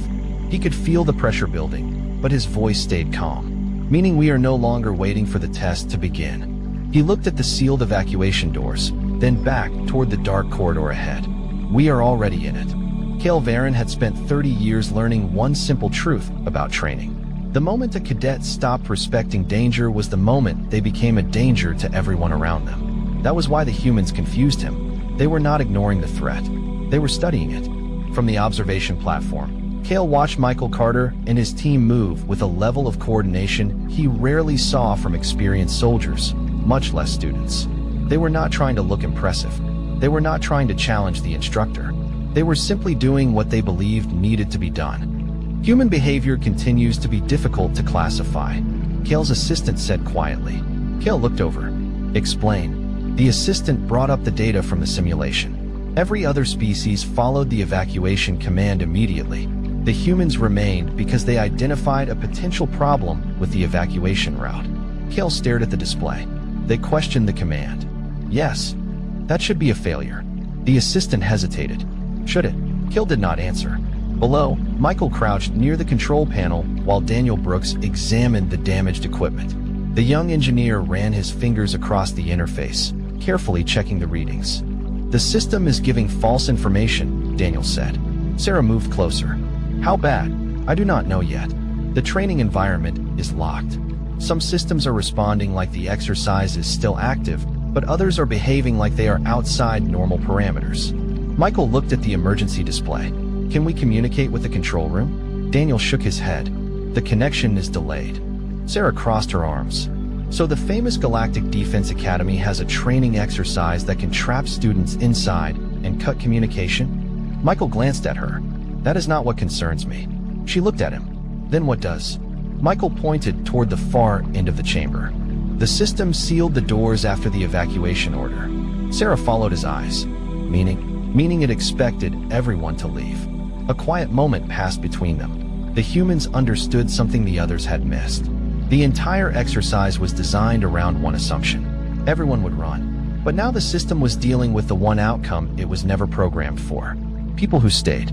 Kale watched the same realization appear on his own screen. The simulation was not failing because the humans refused to leave. The simulation was struggling because the humans had changed the situation by making a different choice. Interesting, Kale whispered. His assistant looked surprised. Interesting. For years, we have measured intelligence by obedience, Kale said. Perhaps we measured the wrong thing. In the chamber, another warning signal sounded. The lights shifted from red to amber. The training environment began adjusting itself. Michael noticed immediately. Everyone ready. Daniel looked at him. Ready for what? Michael kept his eyes forward. For the part where the system tries to convince us we made the wrong choice. Sarah gave a small smile. And if it does? Michael checked the positions of his teammates. Then we prove it wrong. For the first time since the exercise began, Instructor Kale Varen stopped watching the humans as students. He watched them as something else. A question. A possibility. A species that did not become calm because they lacked fear. A species that became calm because they had already learned how to live with it. The most dangerous mistake a commander can make is believing they already understand their enemy. Instructor Kale Varen had written that sentence into his personal training records years ago, but he never expected a group of human cadets to remind him of it. The chamber remained silent as Michael Carter and his team waited in position. The other cadets were gone. The evacuation corridors were closed. The simulation continued to change around them. On the observation platform, Cale watched the human team through narrowed eyes. "Run another analysis," he ordered. His assistant quickly pulled up the system data. "The humans are still within the active zone. I can see that. Their behavior is unusual." Cale looked at the display. Unusual is not the same as incorrect. His assistant paused. "You believe they made the right choice?" Cale did not answer immediately. For years, he had taught cadets that survival depended on recognizing when a situation was beyond their control. Retreat was not weakness. Retreat was intelligence. But the humans were not refusing to retreat because of pride. They had identified a different problem. They believed leaving would create a bigger risk. Below, Michael studied the chamber layout while Sarah monitored the changing signals on her device. "The system is still trying to reset the environment," Sarah said. "It keeps sending the same evacuation warning." Michael nodded. "Because it expects everyone to follow the same pattern." Daniel looked up from the control panel. "You think the Academy designed a test where the correct answer is not always obvious?" Michael glanced at him. "I think the Academy designed a test where everyone is supposed to learn something." Sarah raised an eyebrow. "And what exactly are we learning?" Michael looked toward the sealed exits. "That sometimes the first instruction you hear is not the only thing you need to understand." The answer was simple, but it stayed with them. Humans had always approached problems differently. They did not only ask what was happening, they asked why it was happening. That difference had confused other species since humanity joined the wider galaxy. Many civilizations valued perfect systems. Humans valued adapting when systems failed. Cale continued reviewing the simulation logs. Then he noticed something hidden inside the data. The humans had not only remained in the chamber, they had unknowingly corrected a weakness in the exercise design. Their presence was keeping the system from entering a complete shutdown cycle. "Assistant," Cale said quietly, "bring up the original test parameters." A few seconds passed. The information appeared on screen. Cale studied it carefully. The exercise was created to measure decision-making under pressure. Students were expected to identify threats, follow commands, and survive. But there was one variable the designers had not considered: a group that prioritized protecting others over personal safety. "They changed the entire evaluation," Cale said. His assistant looked confused. "The students changed the test?" "No," Cale replied. "They revealed what the test was missing." Inside the chamber, Michael heard another alert. This one was different. The sound was lower, more controlled. The simulation was no longer pushing them to leave. It was beginning to observe them. Sarah noticed it too. "It is watching us now." Michael nodded. "Yes." Daniel looked between them. "That is supposed to make me feel better?" Michael finally allowed a small smile. "No, but it means we are asking the right questions." Above them, Instructor Cale Varen leaned closer to the screen. For the first time in decades, he was not evaluating cadets. He was learning from them. And that was something the galaxy had rarely forced him to do. The moment a system stops following its own rules is the moment you discover what it was never prepared for. Instructor Cale Varen watched the simulation chamber with complete silence as the environment continued changing around the human cadets. The Academy had designed thousands of scenarios, each one carefully calculated to test judgment, teamwork, and survival instincts. But this was different. The system was no longer measuring the students. It was reacting to them. Inside the chamber, Michael Carter noticed the same thing. The warning signals had stopped repeating. The evacuation messages had disappeared. The simulation was no longer telling them what to do. It was waiting. "That is new," Daniel Brooks said while looking at the control panel. "The system has stopped giving instructions." Sarah Mitchell looked toward Michael. "Usually that means the test is over." Michael shook his head. "No. Usually that means the test has changed." Sarah sighed quietly. "You know, most people would hear that and immediately want to leave." Michael looked at her. "Most people are not wrong." She gave him a confused look.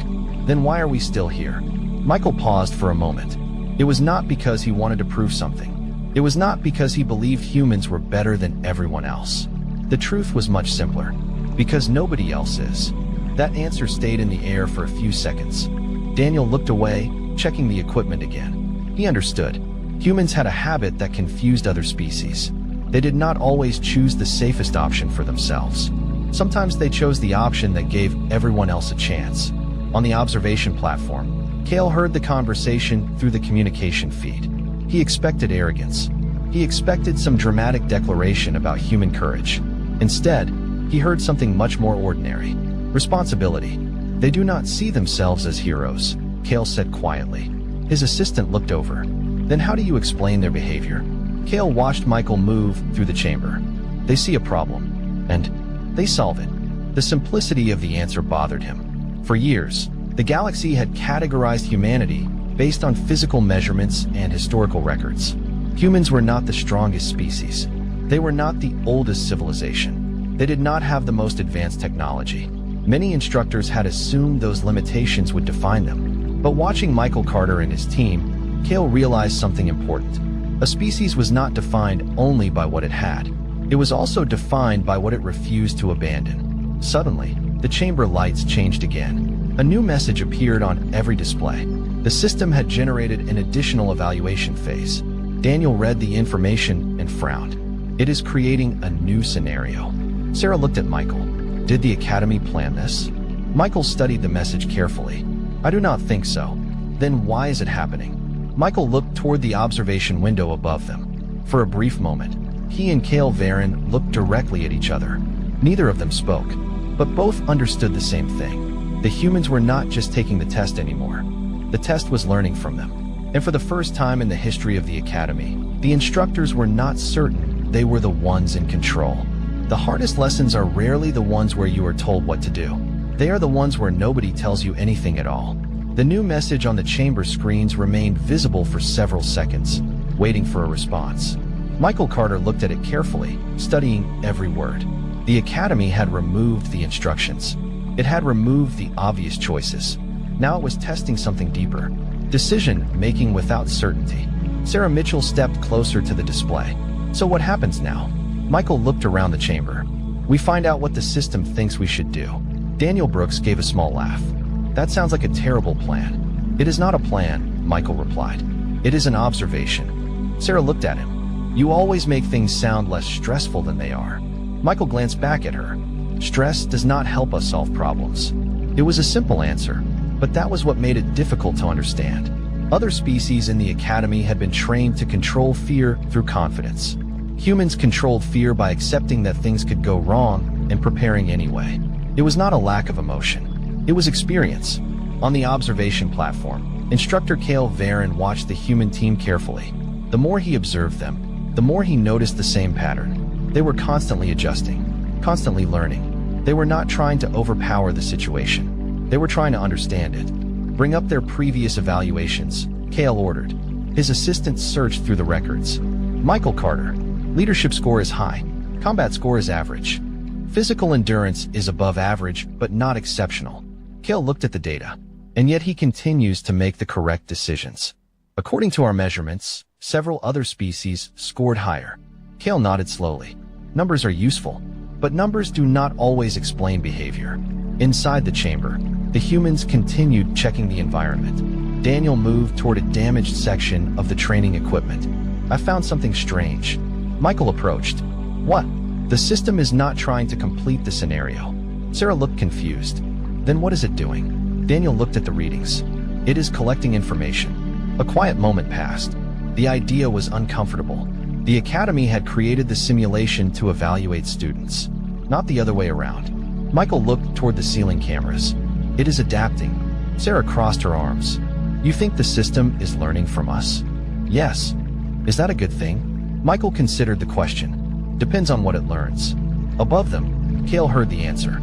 He remained silent, because for the first time, he had the same question. The galaxy had always studied humanity from a distance. It had measured their technology, their biology, and their history, but very few had studied the reason behind their choices. The reason a human firefighter entered a dangerous building. The reason a rescue worker stayed behind after everyone else left. The reason 6 cadets stood in a training chamber when everyone else ran. The answer was not because humans believed they could never fail. The answer was because humans understood that failure was sometimes the cost of not trying. The chamber shifted again. The walls adjusted. The floor markings changed. The simulation prepared a new challenge. Daniel looked at Michael. Any idea what comes next? Michael watched the environment transform around them. No. Sarah raised an eyebrow. That is not very reassuring. Michael looked at his team and gave a calm nod. It does not need to be reassuring. It just needs us to be ready. And somewhere above them, Instructor Cale Varen realized the Academy had created a test designed to measure courage. But the humans had revealed something much more difficult to measure: commitment. The moment a team truly understands each other is the moment they stop needing to explain every decision. Michael Carter had always believed that, not because humans were naturally better at teamwork, but because humans had spent centuries learning how to depend on one another when everything went wrong. Inside the Academy chamber, the environment continued changing around the 6 human cadets. The walls shifted into a new configuration. The lights adjusted. The system created a completely different scenario from anything they had seen before. Sarah Mitchell watched the changes carefully. This is not a normal evaluation anymore. Michael nodded. No, it is trying to understand how we think. Daniel Brooks looked at the control panel. That is still a little unsettling. Probably, Michael replied.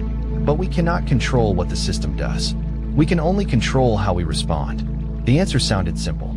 Almost too simple. But Sarah had noticed something over the past year. Michael never wasted energy fighting things he could not change. He focused on what he could do next. That was what made him different from many of the other cadets. Some wanted recognition. Some wanted to prove they belonged. Michael just wanted everyone to make it home. On the observation platform, Instructor Cale Varen watched the humans prepare. He expected them to create a defensive strategy based on their own survival. Instead, he saw them checking the condition of the environment and making sure the remaining simulated rescue points were still active. They are protecting the objectives, Cale said. His assistant looked surprised, even though they were never instructed to do so. Correct. Why? Cale looked at the display. Because they assumed someone might need those objectives later. The assistant was quiet. To many species, training meant completing assigned tasks. Humans seemed to understand something different. Training was preparation for situations where the instructions were no longer enough. Inside the chamber, Sarah noticed a signal appearing near the far side of the room. There is another group marker. Daniel checked the system. It is showing inactive cadets. Michael immediately looked toward the location. How far? About 120 feet. Sarah looked at him. The system could be creating another distraction. Michael nodded. It could, and if it is? Michael looked at the team. Then we learned that together. Sarah smiled slightly. You really do make everything sound easier than it is. No, Michael said. I just do not think making it harder helps. The team moved toward the marker. They did not rush. They did not panic. Every step was deliberate. Every decision had a purpose. Above them, Cale noticed something unexpected. The humans were not trying to beat the simulation. They were trying to understand what the simulation needed from them. That was a completely different approach. For the first time, Cale wondered if the Academy had spent too much time teaching students how to survive challenges and not enough time teaching them why challenges existed. The chamber reached its next phase. The system displayed a final message across the walls. Evaluation parameter updated. Daniel looked at the words. Updated by who? Nobody answered. Michael looked upward toward the observation platform. He knew Instructor Cale was watching. He also knew the instructor was asking the same question. The humans had entered the chamber expecting a test. But somewhere along the way, something had changed. They were no longer proving that they could survive a difficult situation. They were showing what kind of people they became when survival was not the only thing that mattered. For the first time in decades, Instructor Cale Varen found himself waiting for a student to teach him something. The realization was uncomfortable, but he could not ignore it. Inside the Academy chamber, Michael Carter and his team continued through the changing simulation with the same calm focus they had shown from the beginning. They were not searching for an easy answer. They were searching for the right one. The inactive cadet markers remained on the display ahead of them. The system had created a new objective, but it had not explained why. Most students would have waited for instructions. The humans moved because they understood that waiting was also a choice. Sarah Mitchell looked at the marker again. You really think this is what the Academy wants us to do? Michael adjusted the equipment on his wrist and nodded. I think the Academy wants to see what we do when it does not tell us what to do. Daniel Brooks smiled slightly. That sounds like something an instructor would say. Michael looked at him. Maybe that means they are starting to understand us. The three of them continued forward, carefully observing every change around them. They checked the environment, reviewed the information available, and made sure nobody was left behind. There was no dramatic speech, no moment where they declared themselves better than anyone else. They simply followed the same principle they had followed since entering the chamber. Nobody gets forgotten. On the observation platform, Kale watched silently. His assistant looked at the screen and spoke softly. "They are moving slower than the other cadets would." Kale nodded. "Yes. Most species would consider that inefficient." Kale continued watching. "Most species measure efficiency by speed." He paused. "Humans measure it by outcome." The statement surprised even him. He had spent years teaching students to calculate risks, but the humans approached risk differently. They did not pretend danger was not real. They accepted that every decision had consequences. The difference was what they were willing to risk for others. Inside the chamber, the inactive markers changed location. Daniel noticed first. The system is moving them. Sarah looked confused. "Why would it do that?" Michael studied the display. "Because it is adjusting based on our choices." "So it is testing our reaction?" Sarah asked. Michael nodded. "Maybe." She looked at him. "And what does it learn if we fail?" Michael looked toward the new marker location. "That we are not ready. And if we succeed?" Michael was quiet for a moment. Then it learned something too. Above them, Kale heard the exchange. He realized something important. The humans were not obsessed with winning. They were focused on becoming better than they were before. That was a concept many civilizations struggled to understand. They believed strength came from superiority. Humans often found strength in improvement. The chamber lights softened as the final stage approached. The system displayed one final message: instructor evaluation required. Kale froze. The assistant looked at him. "It is asking for your assessment." Kale stared at the words. For the first time, the academy was not asking him to judge the students. It was asking him to judge the lesson. He looked down at Michael Carter and the other human cadets standing together in the center of the chamber. They were not the strongest students in the academy. They were not the fastest. They were not the most advanced. But when everyone else had followed the safest path, they had chosen the path that protected the people around them. Kale slowly reached for the evaluation console. And for the first time in his career, he did not know what score to give. Because the humans had not simply passed a test. They had changed the meaning of one. The greatest lessons are not always the ones written in a manual. Sometimes they are the ones people remember long after the classroom is empty. The final evaluation screen remained active above the academy chamber, waiting for instructor Kale Varon to make his decision. For several seconds, nobody moved. The entire observation platform was silent. The galaxy's most respected training academy had prepared Kale for countless situations, but not this one. He had expected to evaluate students. He had not expected the students to change the way he viewed training itself. Inside the chamber, Michael Carter stood with his team as the simulation slowly returned to normal. The shifting walls stopped. The warning lights faded. The pressure that had filled the room disappeared. After hours of uncertainty, the chamber finally became quiet. Sarah Mitchell looked around and let out a slow breath. "So that is it?" Daniel Brooks asked. "We are done." Michael looked toward the observation window. "I think the important part was never the simulation." Sarah looked at him. "What do you mean?" Michael took a moment before answering. "The system was never trying to find out if we could survive." He looked at the empty space where the other cadets had once stood. It was trying to find out what we would do when survival was not just about ourselves. Those words stayed with everyone who heard them. On the observation platform, Kale finally entered his evaluation. His assistant watched carefully as he typed. "Are you recording the results?" the assistant asked. Kale nodded. "Yes." "What will you write?" Kale looked down at the humans below. That they were not the strongest cadets in the academy. The assistant waited. Not the fastest. Not the most advanced. Not the most experienced. Kale paused. But when uncertainty appeared, they did not search for someone else to blame. They searched for someone who needed help. The assistant was quiet. It was a simple observation, but it carried more meaning than any ranking score. When the chamber doors finally opened, the human cadets walked out without celebration. No cheering. No demands for recognition. No need to prove they had been right. Michael simply looked back at the training room one last time. Kale approached them. For the first time since they met, the instructor did not look at them like students. He looked at them like equals. "I owe you an apology," Kale said. Michael seemed surprised. "For what?"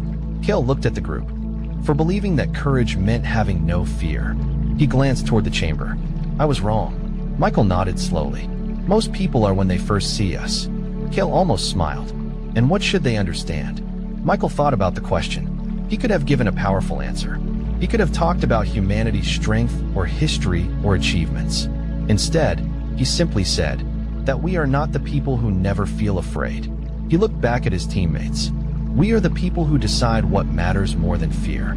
Years later, that training exercise would become one of the most discussed moments in the Academy's history. Not because the humans defeated a challenge, not because they proved they were better than anyone else. It was remembered because they showed something every species could understand. Strength was not always about standing above others. Sometimes strength was choosing to stand beside them when walking away would have been easier. And across the galaxy, whenever new cadets entered the Academy for the first time, they were taught the same lesson. Not every warrior is remembered because they won. Some are remembered because when everyone else moved, they were the ones who stayed.